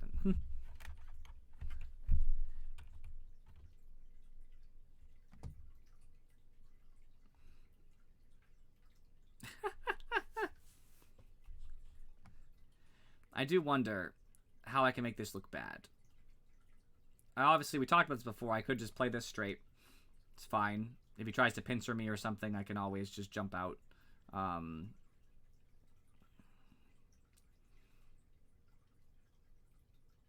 want to try it. I want to see what happens this time. I'm closer than I was last time, because last time I was at like a J17 worth. So I'm a little closer now, so I'm curious exactly how this will work out. He's going to run. I don't really want to push him against my group. But I can. I'll gain a lot of profit because I'll gain a wall this way, and his wall is facing no territory he can make. So I think this is actually okay. It does put pressure on my corner. My corner's a pretty solid shape, so I don't mind that so much because mine's facing more towards the center of the board, meaning I could make like whatever approach on these corners I want, not worry about influence as much.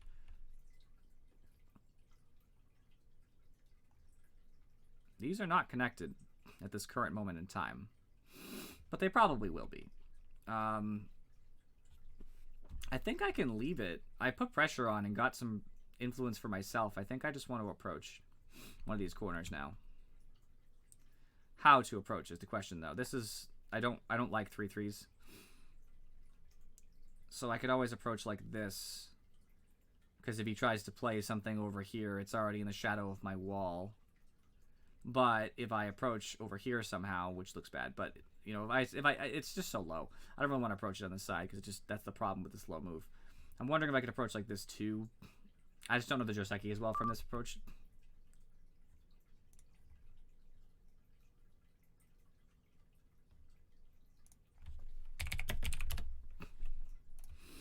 Okay. Well, now that it's over, can you guys tell me what you would do?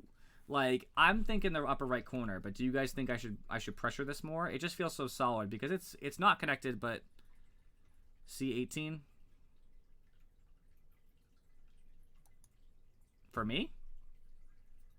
Because of the fact that he has this here, you think I'm in trouble? Yeah, but how?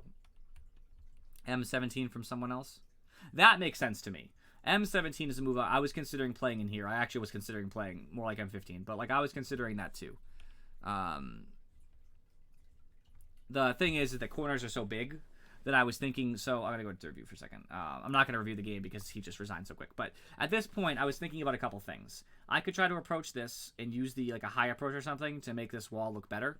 I was also thinking about making an approach on this stone.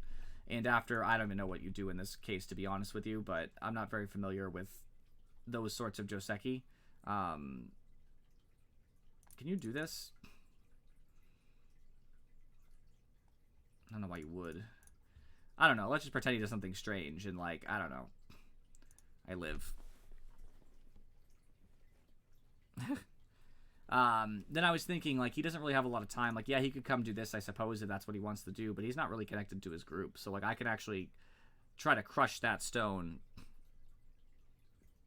I try to crush this stone against my wall here in theory, if that's what he wants to do. Or if he's more concerned with, I don't know, like solidifying his connection or something because it's not connected. Like, that's his problem, not mine.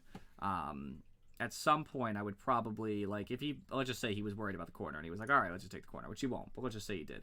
I would probably then want to run my thing down this way to put more pressure on this. And then I'd probably make some sort of framework with this move now. And this looks like some pretty solid territory for me since I got these moves in. This is independently alive. If he tries something crazy, I don't have to worry. Well, not independently. It's obviously two stones, but R16, then O16.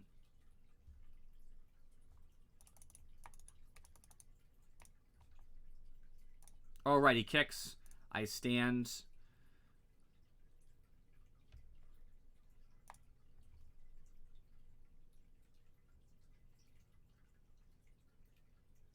Okay, this makes sense. Kick, stand, he does this, and I can take an extension from my wall, right? That's what you mean? I guess that makes the wall look kind of worse. And he has the first move, too, so I'm not even sure what he would do, but he can try to reduce the wall's effectiveness. Like, if he wants to try to do something, I'm going to have to make my wall worth it.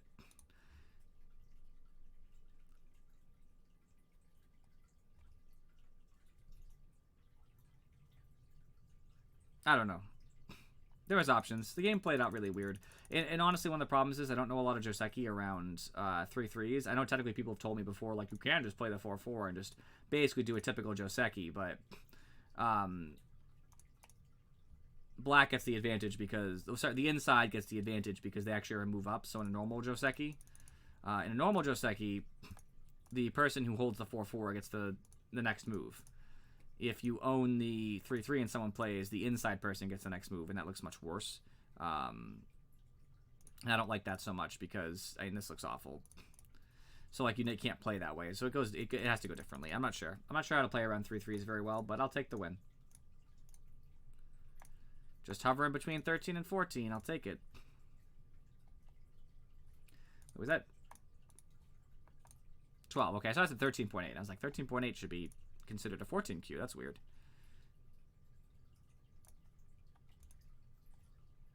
My games have been really mixed today with some resignations and stuff. When we start today, 4 wins and a loss. It's not too bad.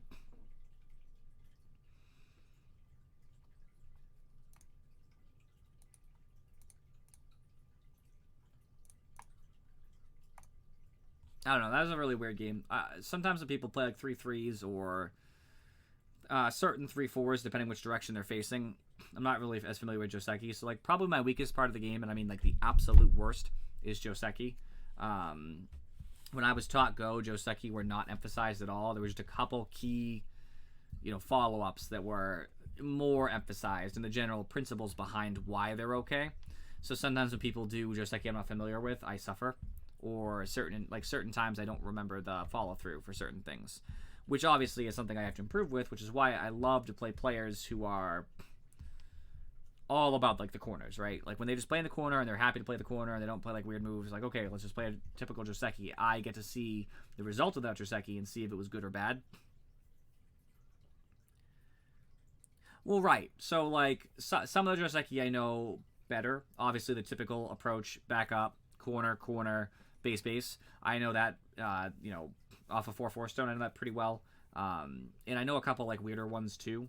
Like, I know the 3/3 invasion on a 4/4. Well, at least one of the variations. There's a ton. But I know the 3/3 invasion on a 4/4. I know if the outside person double Hanes, I know how you can make a Panuki for yourself. It's the only real best, like, good answer. You know, right, so I prefer the approach and back up, and I don't really like to be aggressive. I know if somebody plays to pincer you off a Knight's Move approach on a 4/4, you go into the corner. So I know a couple of Joseki. Like, I can usually handle quite a few different variations, but it's definitely the weakest part of my game. So then sometimes I'll make the wrong move because I'll forget, or I don't know the follow-up for certain things, and I'm like, what do I do here? Who knows? Guess. But that's okay.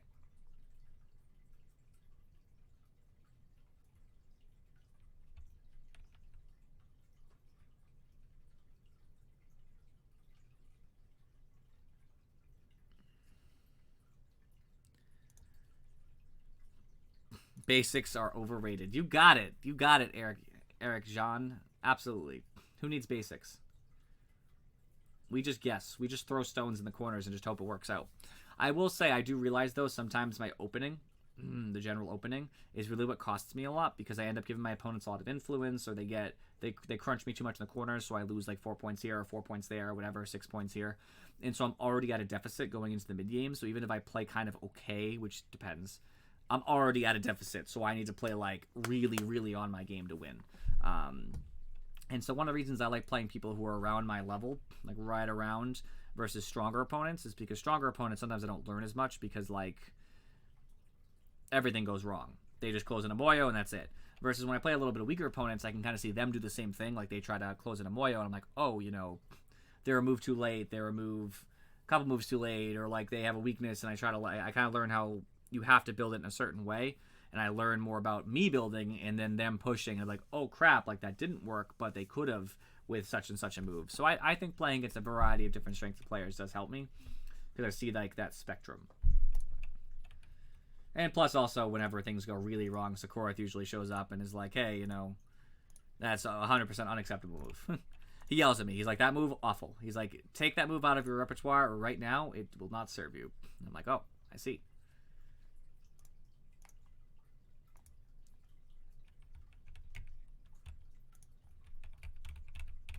I'm glad we have such a lively Go chat today. Whenever I play Go, a ton of people always show up. It's crazy. I'm still trying to get some people in real life to play Go, but it's hard. It's hard to get enough people who are actually into it, because not a lot of people I meet in real life are like, yeah, Go, that sounds great.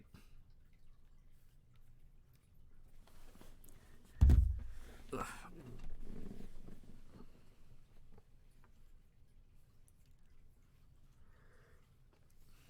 Because they don't know the joy that is Go. I feel bad for them.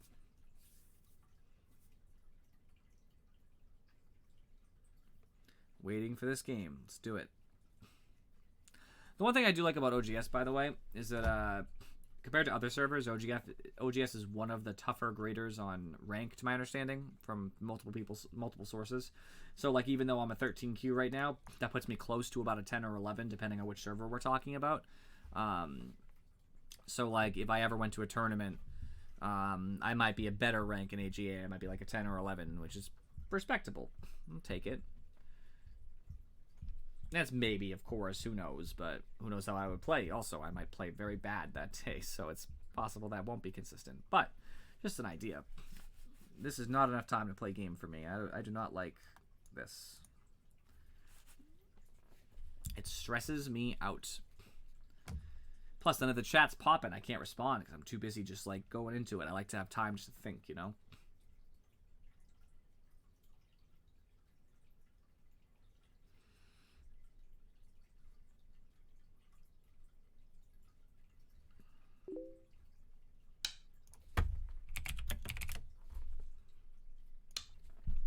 A 3/4. A 3/4.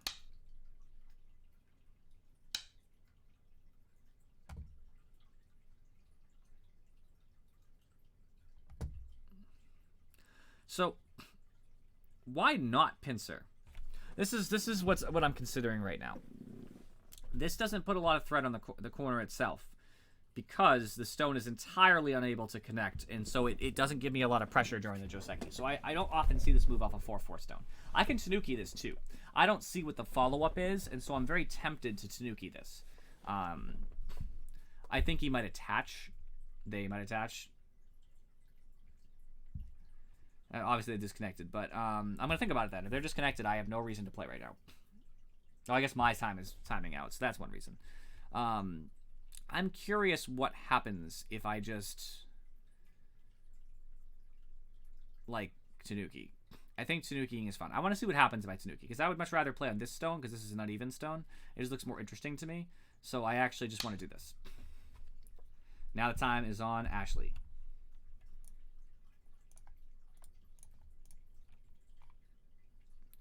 Playing a game with me and a game with somebody else we saw earlier.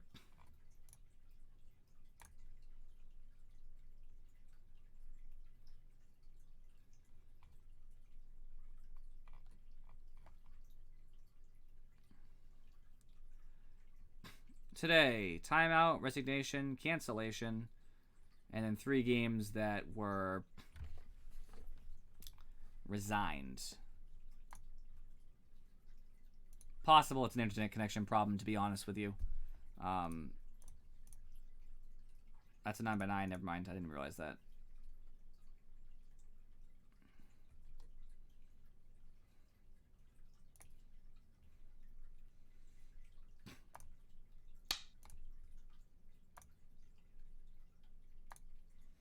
Ashley is currently focusing on this game instead.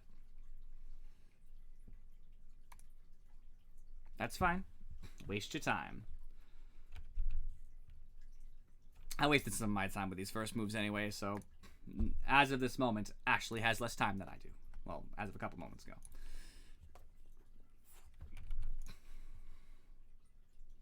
I have a question for everybody in chat. So in OGS, if you disconnect, let's just say Ashley reconnects in 10 seconds. If you disconnect again, is the timer reset at 5 minutes? Or does it continue where it was before? So, you know, it'll be back, like, oh gosh, it's 2 minutes, 30 seconds. You know, Ashley could waste another 2 minutes, then disconnect, reconnect, and would only have 30 seconds left on the disconnect timer. Like, how does that work? Is it cumulative, or is it every time you disconnect, you get a new timer? Because I'm very curious about that.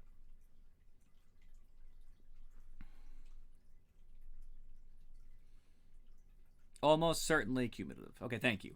So I see that it's a little bit...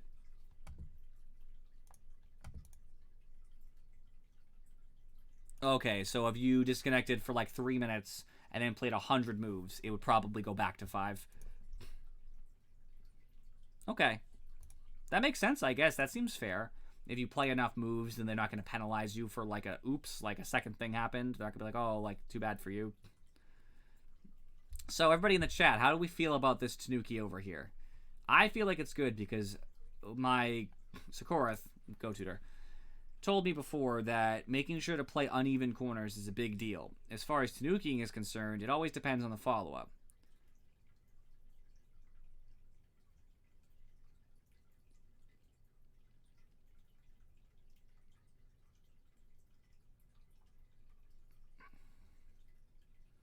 G14 is a more severe move. So you think this is severe enough? Okay, so the follow-up is to play over here. And I would want to attach on the top, I guess, or try to split them, which is questionable, of course, because then he'll just want to go in the corner. But so I guess I would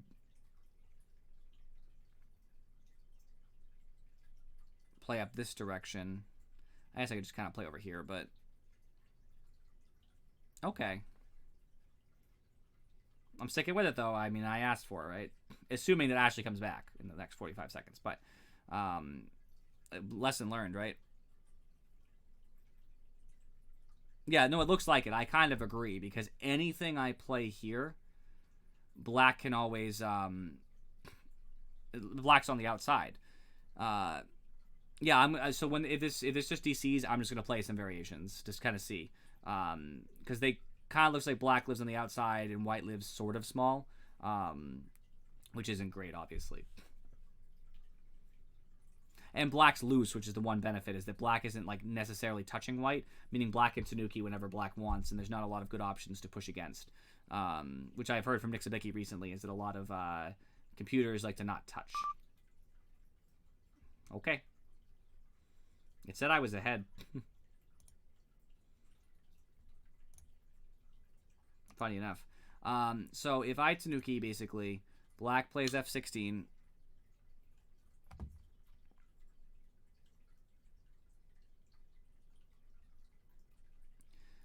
I'm not going to open a link, not because I don't trust you, but I don't usually open links on, like, while I'm streaming, just because of the inherent risk. So I would be tempted to either do this, but black would be happy to have good shape versus my bad shape. This doesn't really work so well. Black might even just accept it. Like, you can even make like a shape like that, which doesn't usually look good. But the problem that white has is, what do I even do here? Like, this, you wouldn't want to make this shape, but like, yeah, you can get on the outside, but at the cost of like your corner or something. Like, I'm not even sure here. I think black would ignore. Like, you're fine on the outside. Like, yeah, white can kind of poke out, but I don't know. Or if black's really worried about it, you play this. This seems too disconnected, and I think it's too much risk. Because if white decides to do this, then this is a disaster.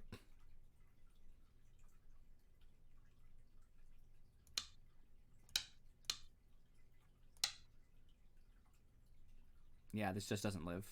This dies. This is an unmitigated disaster, especially because white has to use his Sente move. What would be Sente if he thought he could, Tanuki to do this? Yeah, this looks really bad for white, so white can't do this at all. So white has to, like, I'm not even sure, just ask for more.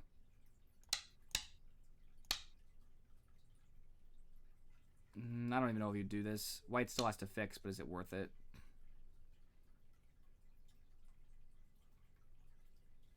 Right, so if I just, instead of Tanukiing, do this, black will leave, I would think. Or make a base.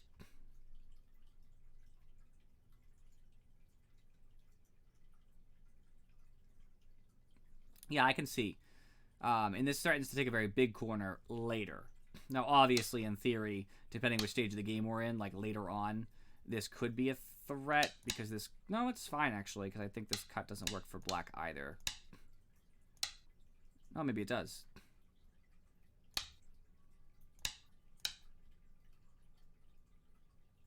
Yeah, okay, maybe it does work for black.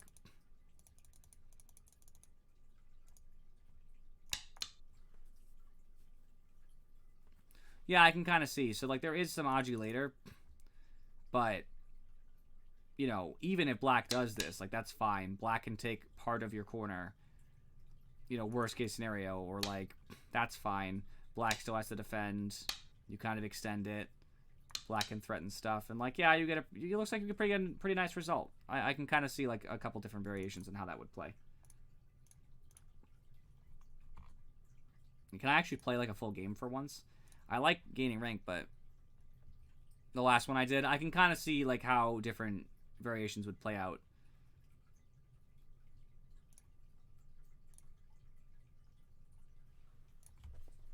Alright guys, this is probably my last game if it's a full game.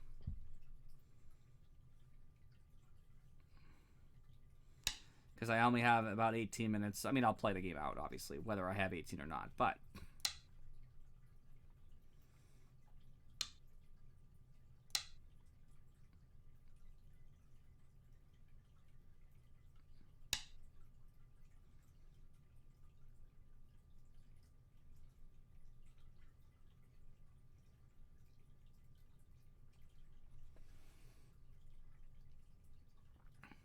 He's kind of emphasized this area, but I don't really want to approach this directly because I don't really know a lot of good follow-ups when he already has this. It looks kind of meh.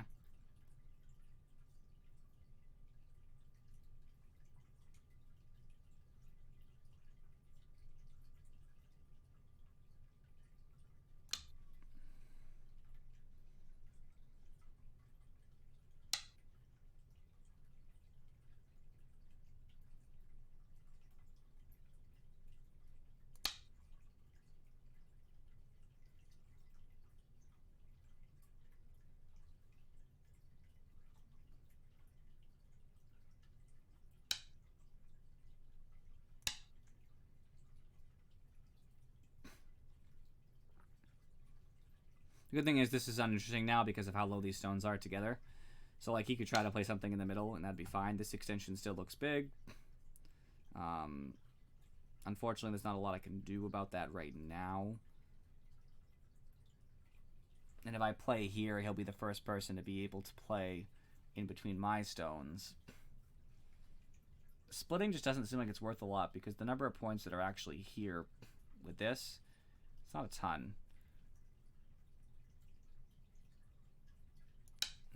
Not sure. This is always my struggle, is right around this point. There's still a corner that hasn't been played into, which is interesting to me, but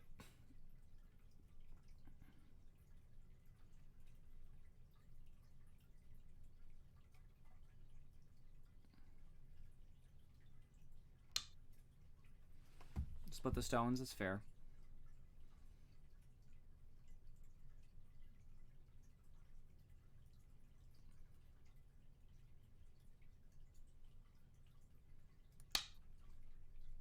I still have this move too. For now. It's not super interesting compared to some other moves, but it's there. I don't feel a lot of threat from this. It's too far away. So I'm actually tempted just to take like a move and just...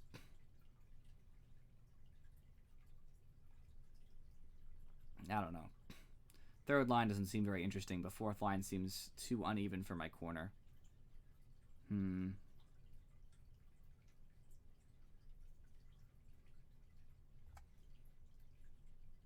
I really want to own this top, though.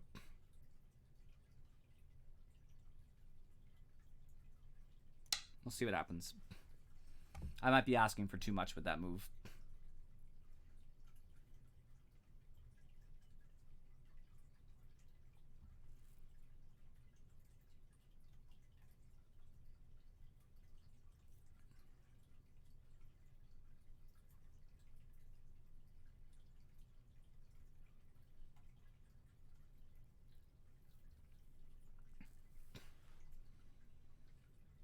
This will be the last game of the day, so let's make it count. I have a hangnail right now, too. I gotta handle that. I hate hangnails. They're the worst. I wonder if you guys can see it on the camera. Probably not. The camera's not like that spectacular. Yeah, not really. It's kind of blurry because it's not a face. And the distance, too.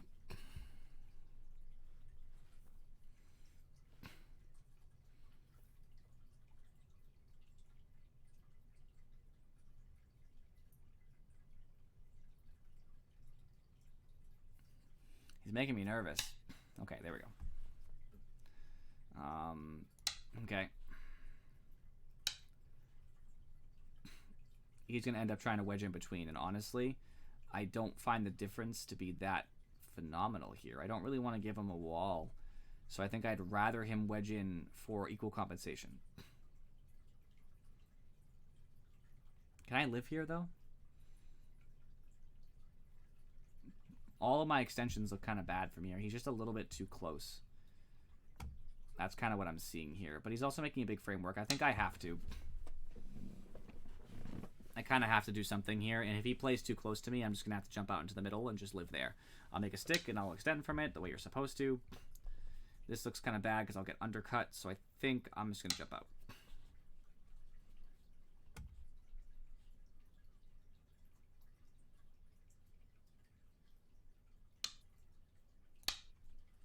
And he might make some profit during it, and that's just kind of how life is. I'll make one more jump. I don't want to weaken this corner down here any further than it already has been. I have a good amount of points in theory, although there are still some problems with it. All right, now I want to make an extension if possible. If he stops me, I'll be sad.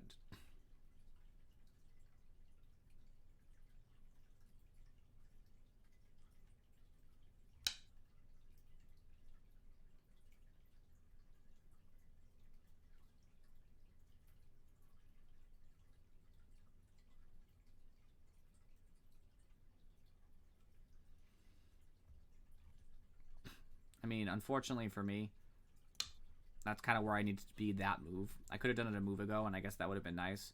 But he's also going to have trouble stop me from connecting, and it's pretty close. I'll just have to do what I have to do. I want to extend from the wall instead, but I think that's a rough option. If he really tries to stop me, then I can go down here instead and try to make life here. I think that's going to be the game plan.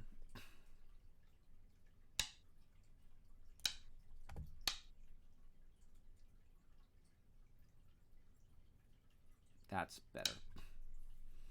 I was thinking about extending here, but that's not as good because the double cut really messes me up. This makes me more solidly just reducing the territory, which is what I care about.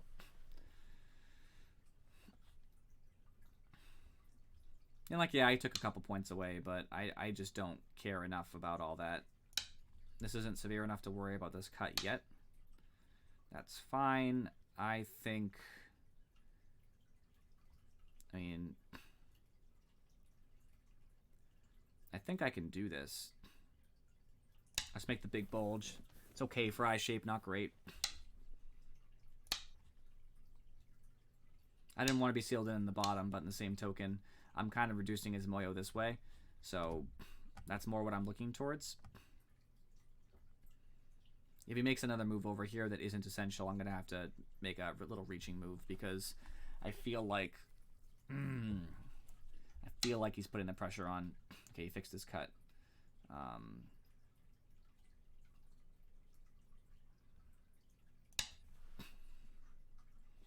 I'll try to threaten these stones the best I can.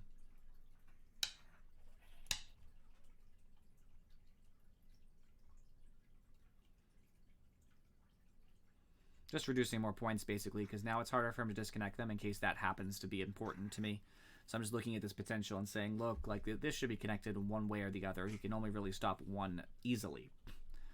And I might even have life in this area anyway. With enough moves to try to disconnect, I might create life independently, which would be cool. His main points are down here. This entire corner is pretty huge. I would love to get a move over here or something. But he doesn't have any points anywhere else. I mean, he could close this in for some points here. Maybe some on the side here, depending what happens. I'm threatening to make a lot of points up here. And some okay points done here. So I think the game is still really... It's a game. I'm a little worried about that giant moyo on the bottom. I don't really have a lot of competing forces for that. But if I can make some points here, which is actually what I think I'm going to try to do next. If I can make some points here, it'll equal out. And I'll be fine. I can also try to do a reducing move here. Ah, he sees the potential. Unfortunate. I think I would rather close him off from my corner. That doesn't threaten me as much.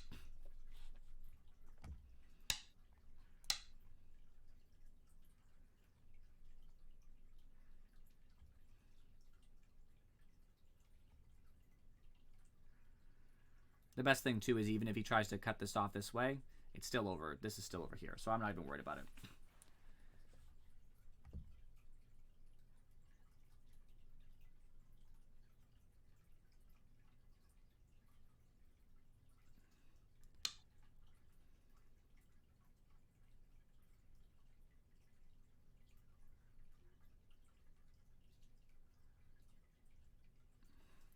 I think this is worth more, because I don't give him a lot of Aji to try to cut or anything.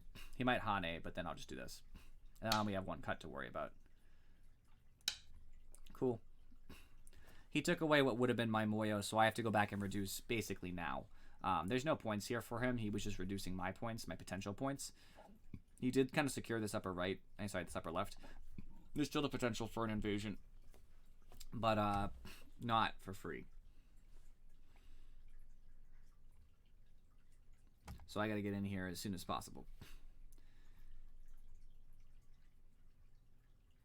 And in the process, if he kind of borders it off, I might make a couple points here.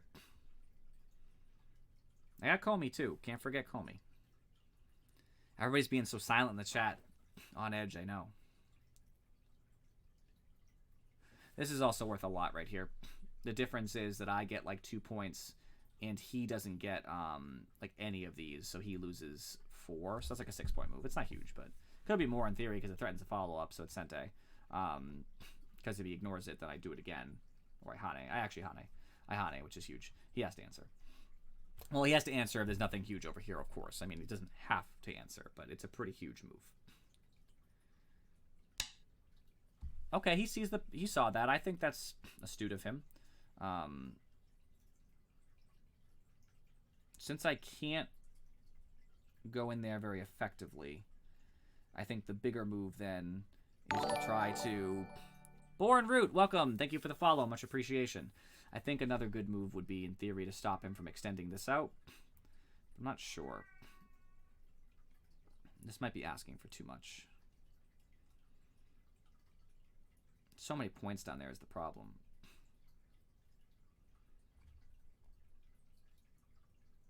I think I have to poke at this now.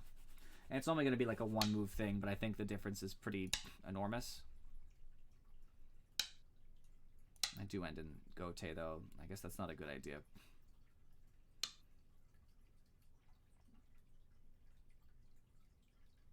The threat is the double cut, so I think...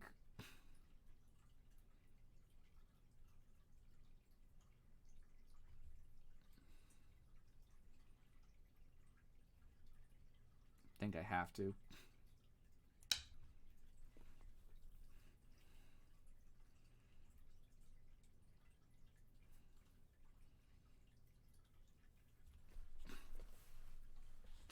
I can actually make some points over here, though, now. With a move like this, I make some points on the side, which is actually pretty big right now. Knowing that he's going to make almost all of this anyway, no matter what I do, I really like the prospect of making more points over here. I hope he doesn't play there right now. He closed off his Moyo, which is fine. How greedy can I be?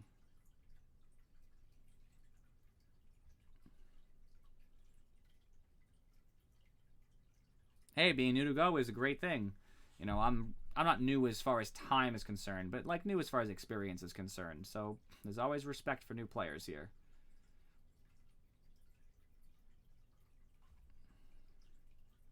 The terms take some getting used to.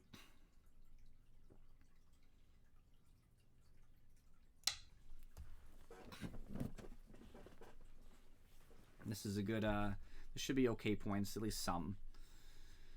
And it's preventing him from making such a move, which would have gotten him the points. And if he doesn't answer, I'll definitely take S14, unless it's a big move he plays somewhere else. We're a pretty friendly place, so we're always welcome to define terms. So if I say anything you don't know, just ask me what it means. Or ask somebody in the chat, too, because they know better than I do. I don't need to connect to this stone. The stone just needs to connect somewhere else. It doesn't need to connect directly here.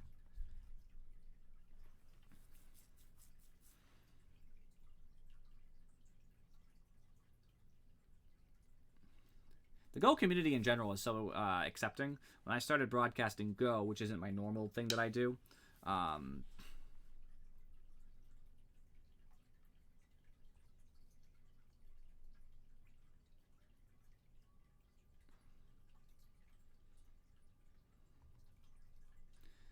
Alright, if Atari here and he pushes up, I push with him. He can't push up again because then he dies. So he'll go to the right. I block him on the right. Okay, this just works, I think. Boom, boom, boom, boom, boom, boom, boom. I don't play a ton of chess. I know how to play chess, but my chess is not so hot. Let's put it that way.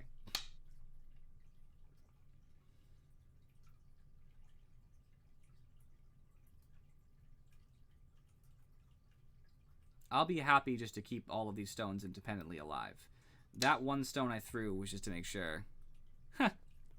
Who'd you hear from, by the way? Just out of curiosity. Not that it's super important,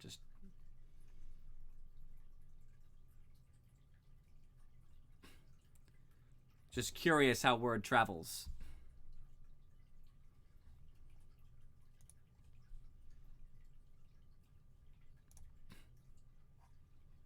Oh, I get you. I hear you, comma. I play Just and Go. Sorry. I didn't see the I. Yeah, I see. I do play chess, but I'm terrible, honestly. Like, if I was to be completely honest about my chess skills, I am just no bueno.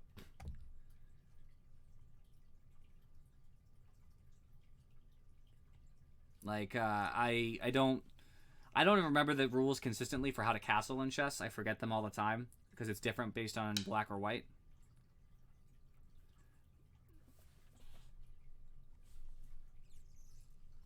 I don't know if I need to answer that.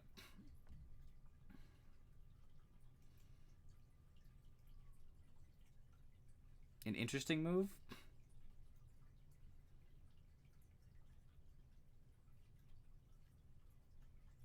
Now I'm curious what you're talking about.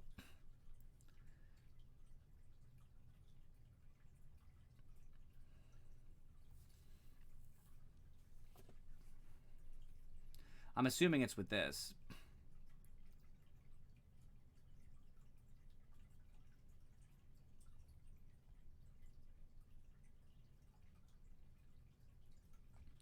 I might be able to kill this, but I'm not sure how.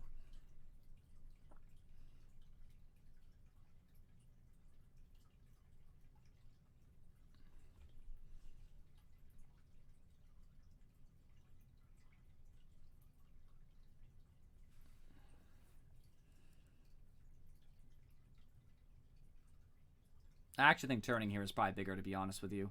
I don't know how to kill it at this exact moment. Turning is huge as far as points is concerned. He thought it was worth. I will... Honestly, I'm gonna take some more points then. Very well.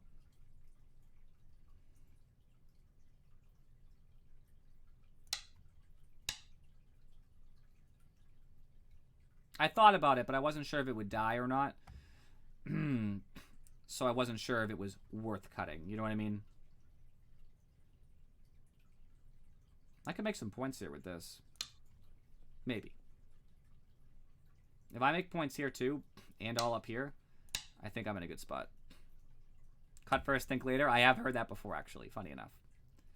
He's going to cut first and think later, and I think it's going to work poorly for him. Because I will extend immediately.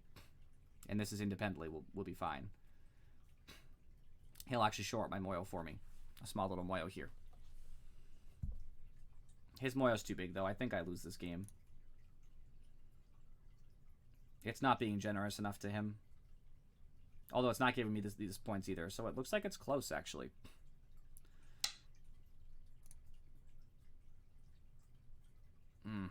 Unfortunate. I actually hoped for the cut. That's a good reduction on my Moyo. My potential Moyo, I mean.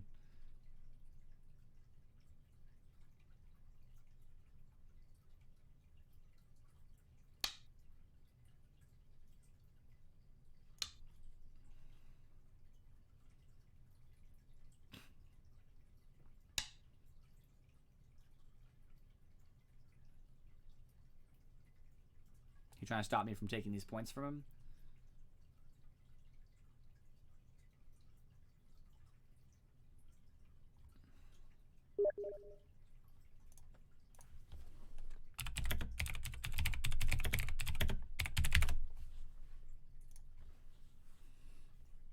I just really want to take some of these points from him because the reduction looks a little bit harder. And I don't think I have to defend this right now. Do I? Okay, let's say I ignore and he cuts in. I play this to Atari. I connect here. He play. Okay, I do actually, I think.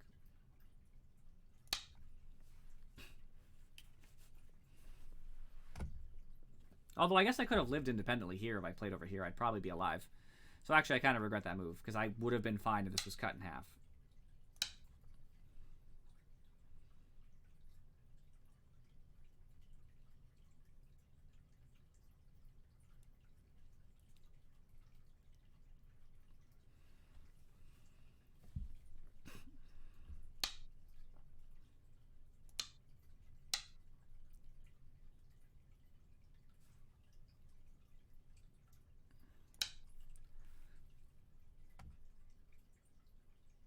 I was going to play that shape instead, but it doesn't really work here as well. Instead, I'll just reduce it a little bit.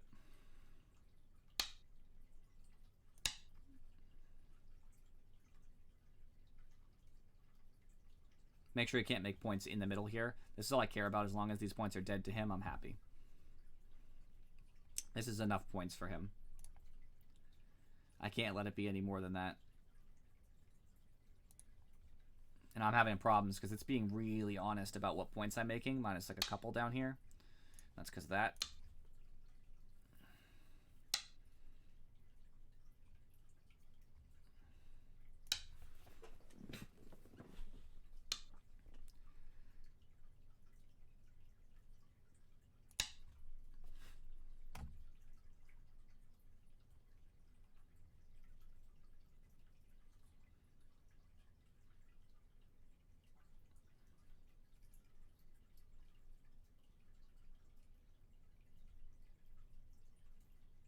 What do you mean?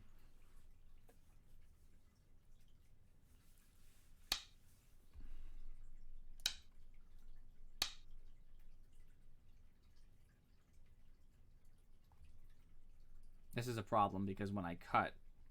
Okay, I cut this first then. And then I cut the bottom. And I'll get something good from it. Or I cut this and then I...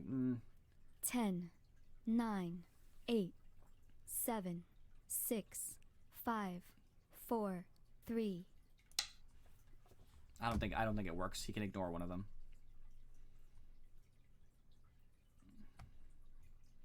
And he still should fix in theory.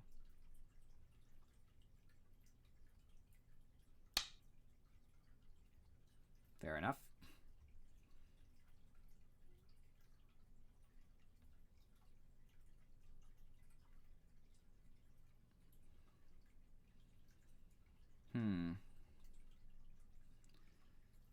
I don't know if I can invade the bottom right, Eric Jean. 10. That's the problem. 9, 8.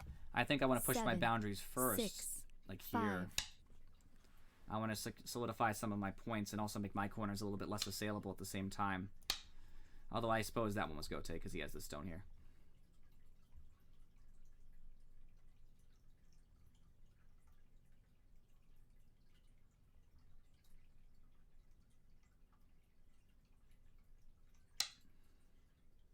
I don't think I can play this because once I play this, he'll play the double Atari here. I take. This is one of those weird shapes that I think blows up in my face.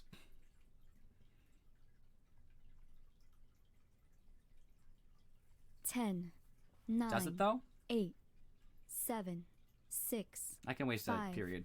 4. So I think when 3, I play this, 2, he plays the double 1. Atari and I take. And I have plenty of space. I think I'm fine. Because he also has to worry about this killing this too. I think I'm okay. Right, and then I can fix this way because I have enough liberties. He can't, like, do the thing.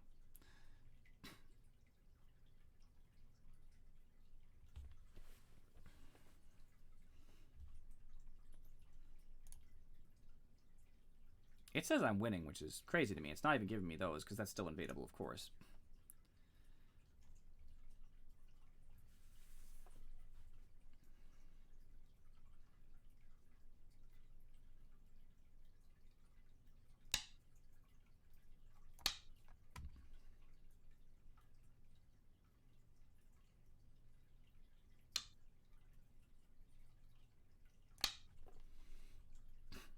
There's still some Aji over here, unfortunately.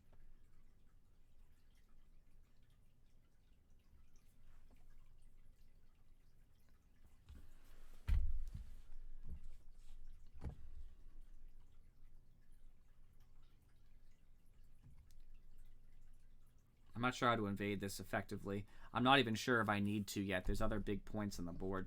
Not big, but points.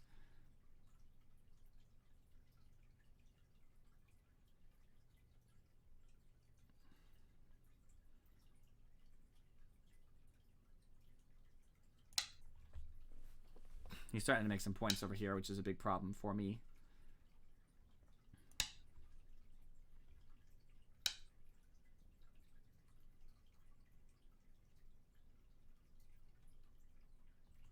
I think I'm losing now.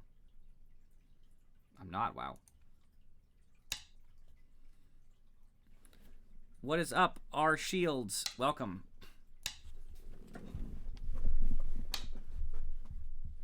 I mean, he's living small over on the left, which is nice.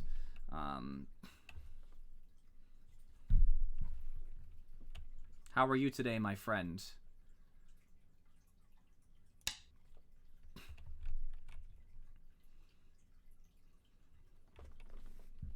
I actually really want to play over here, too.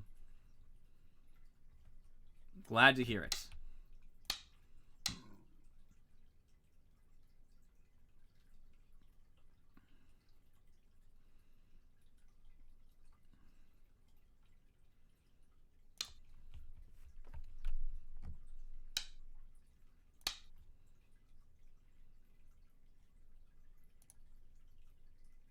Black's ahead now by a tiny bit, but it's not giving him all of his points. I got to poke in here.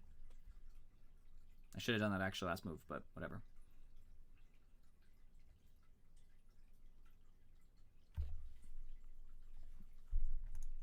Welcome, Paperless Magic. I still have some things to do, but there's still like small pushes over here too. This Hane. I can still make him take a point from himself here.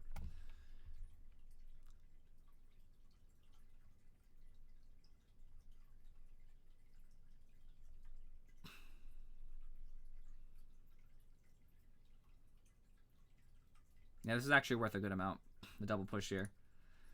Also, I'll note that it's not giving him these points here, or some of these. So, like, or me those, though, so that's the problem. That's big.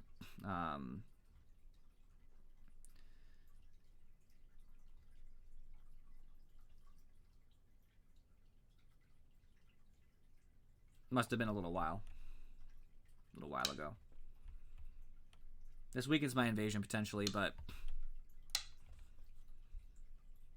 I can use this as a threat if he like he doesn't have to fix, but like I can use it as a threat in theory, playing at T5.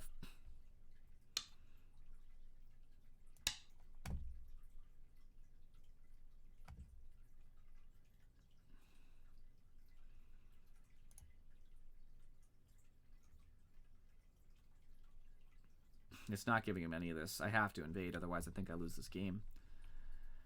Sad, but true.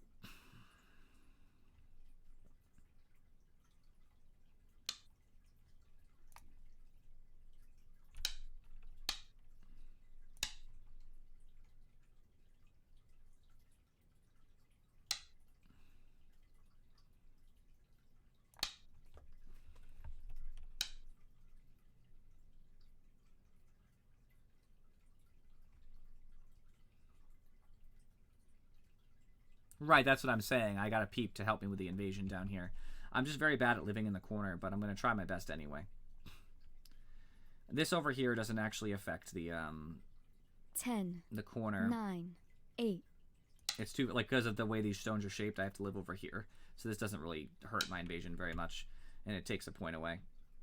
I should be losing, yeah, pretty substantially now. As expected. All right, let's do it.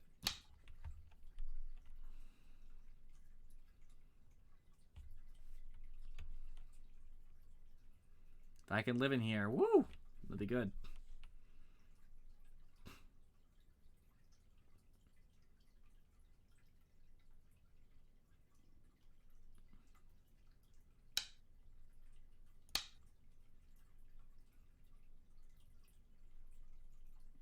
I'm very bad at living in open space. If this was already like fast forwarded to the last few steps of life, then I would be a lot better at it.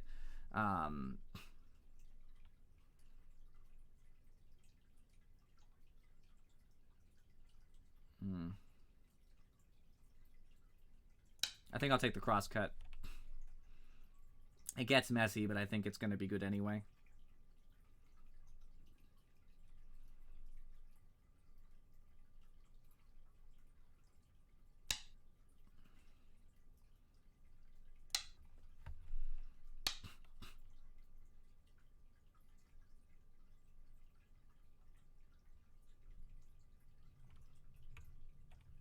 Yeah, I'm looking at this right here. I'm looking at this over here or this. Either one's fine. It's just too far away from my stones, to be fair.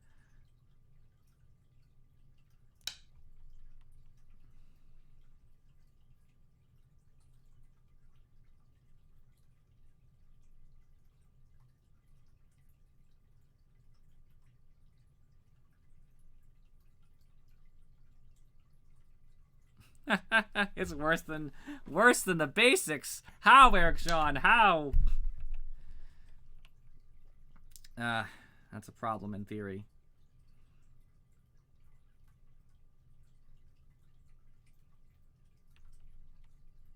I can't do this because the Liberty problem.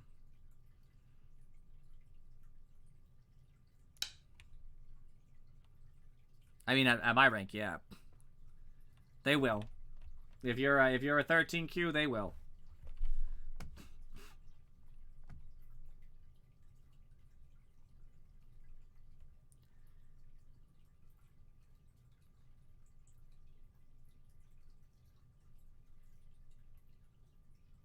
I actually am not sure if I'm going to die yet. It looks like it because he did take my key point here, but this cut doesn't work. Dragons are like, so if I had, let's just pretend that I had a dragon. So I made some stones here. They weren't alive. But it was just going through and through and through, and it was snaking through his territory to reduce points. A lot of people make those because they invade into someone else's territory, like I'm doing now, and they just run themselves out, but it's usually earlier in the game. Because right now I can't run anywhere. There's nowhere to go. You know, they're basically supposed to be, like, scary because they could be alive or dead depending on the moves around them, and usually they don't have any eyes yet. But they're very good at reducing because they just snake their way in everywhere. So they're interesting moves. I think I might be alive with this move, to be honest with you. I'm not really sure how he stops me from living.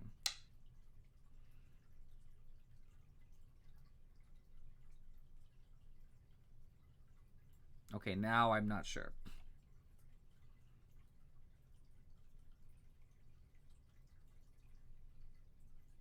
This doesn't really help me any. Doesn't get me any extra eyes. 10, 9, 8, 7. I don't think T5 helps, though. The problem is this has very few liberties, this 3, and he's going to turn no matter what. So I need to make sure I take a liberty off this stick. Because if he turns and has 1, 2, 3 liberties, I have 3, and it would be his turn. He would move, and I would have 2 liberties on this, and he would have 3, and I would die. And I need these stones, I think. I say I think because technically speaking, I might be able to move out here and do something else, but that's less likely.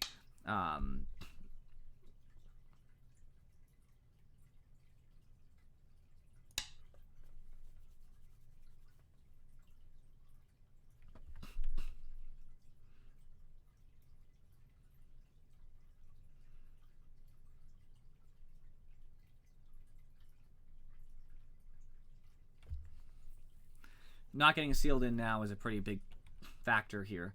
I'll get 1 eye in here no matter what, basically, I think. I won't get 2. I would have to get... I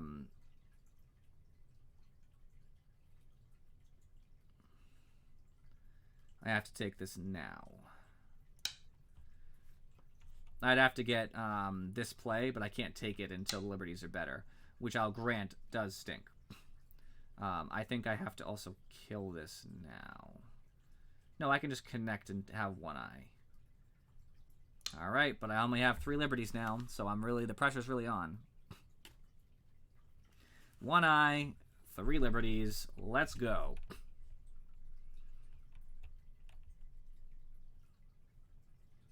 If this does live, by the way, I think the whole game changes. Because he loses 1, 2, 3, 4, 5, 6, 7, 8, 9.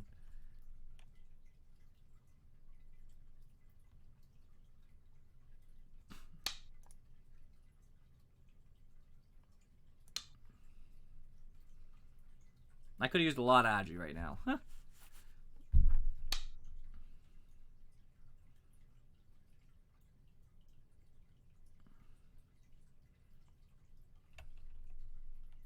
Oh, no, no, no, no. No miserable endings here. I see only greatness.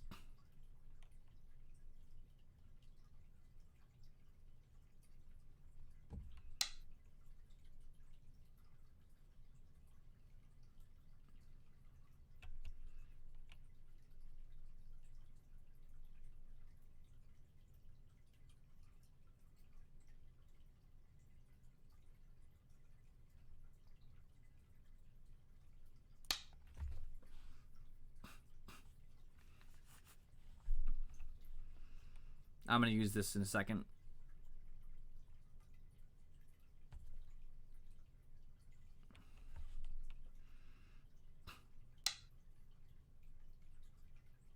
Got 2 liberties on it. I don't care.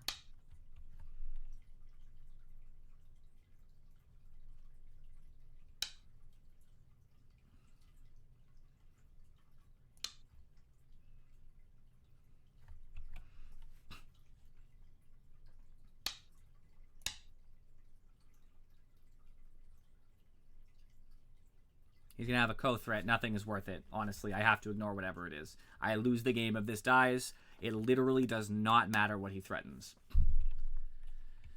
I knew the co-fight was coming. I was waiting. Literally, he could, like, invade my corner. He could, you know, whatever. He could threaten to disconnect. I have to let it ride.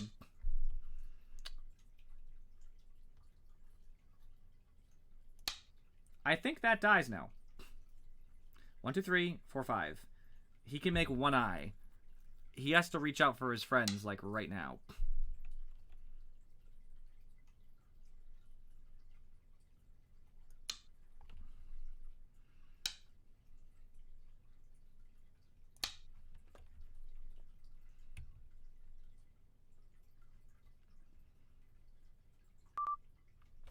Yes! Victory! Woo! The snapback! Oh, it feels so good. Woo!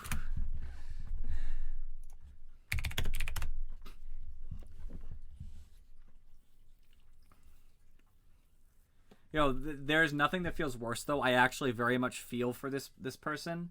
There's nothing worse than realizing you set yourself up for a snapback and that everything you built goes away.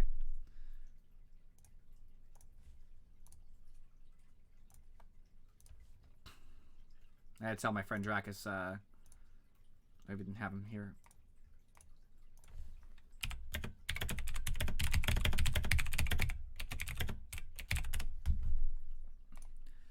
Alrighty, let's go back to beginning this game. He made this, which I know is a very normal shape depending on what you're trying to build. I approach.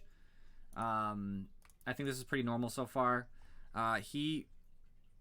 Oh yeah, I won the game. That was the game that I shouldn't have lived. I should have lost that game. And he made a mistake, and I made a very good play off of his mistake.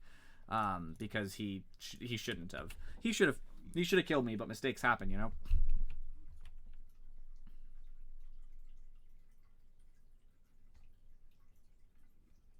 Okay, I will, Eric John. I will at the end because you could be right. He realized how big this was, by the way. I really did want to do this, and I should have. This is a big move.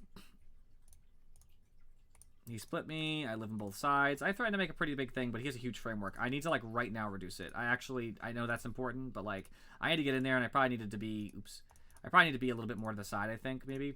It's, like, more the center of it. I jump around a little bit. He pushes against the boundaries, knowing he's making a Moyo. I think right here, I should just, like, jump right in.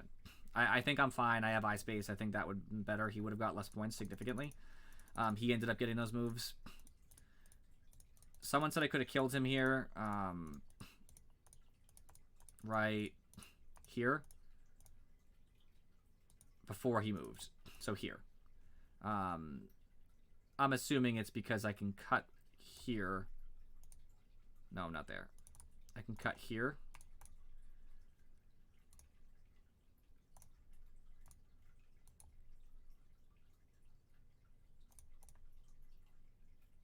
I don't know. I'm sure there's a cut. I'm not very good at reading those cuts, but I'm sure if I played optimally, I probably could cut it. Laser boundary pushing, nothing interesting.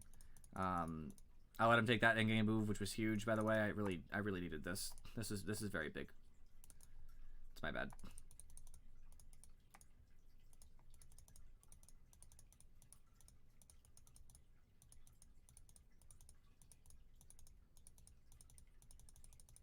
Alright, we'll skip to what everybody cares about anyway.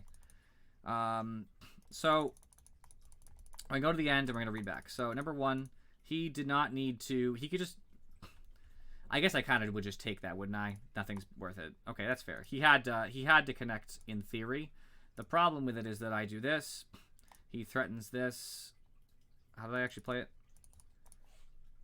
I had to take the Ko. I threaten. Here. Snap back.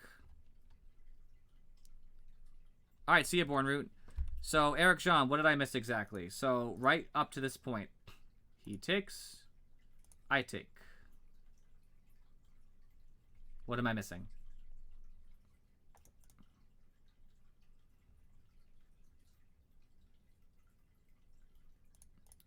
Or did you mean that this was the play? Like that there wasn't any other option? Because if that's what you meant, you're correct, because I didn't see that before, that a Ko threat doesn't matter because the winning the Ko wins the group. Because that I didn't see at first. Immediately. Like an instant win on the Ko. So once he had this sort of shape, he was already doomed. Like, once... I actually should have taken it earlier, technically speaking, right? Because... Well, then I would have did the Ko. Yeah, for sure. I think it's dead no matter what happens.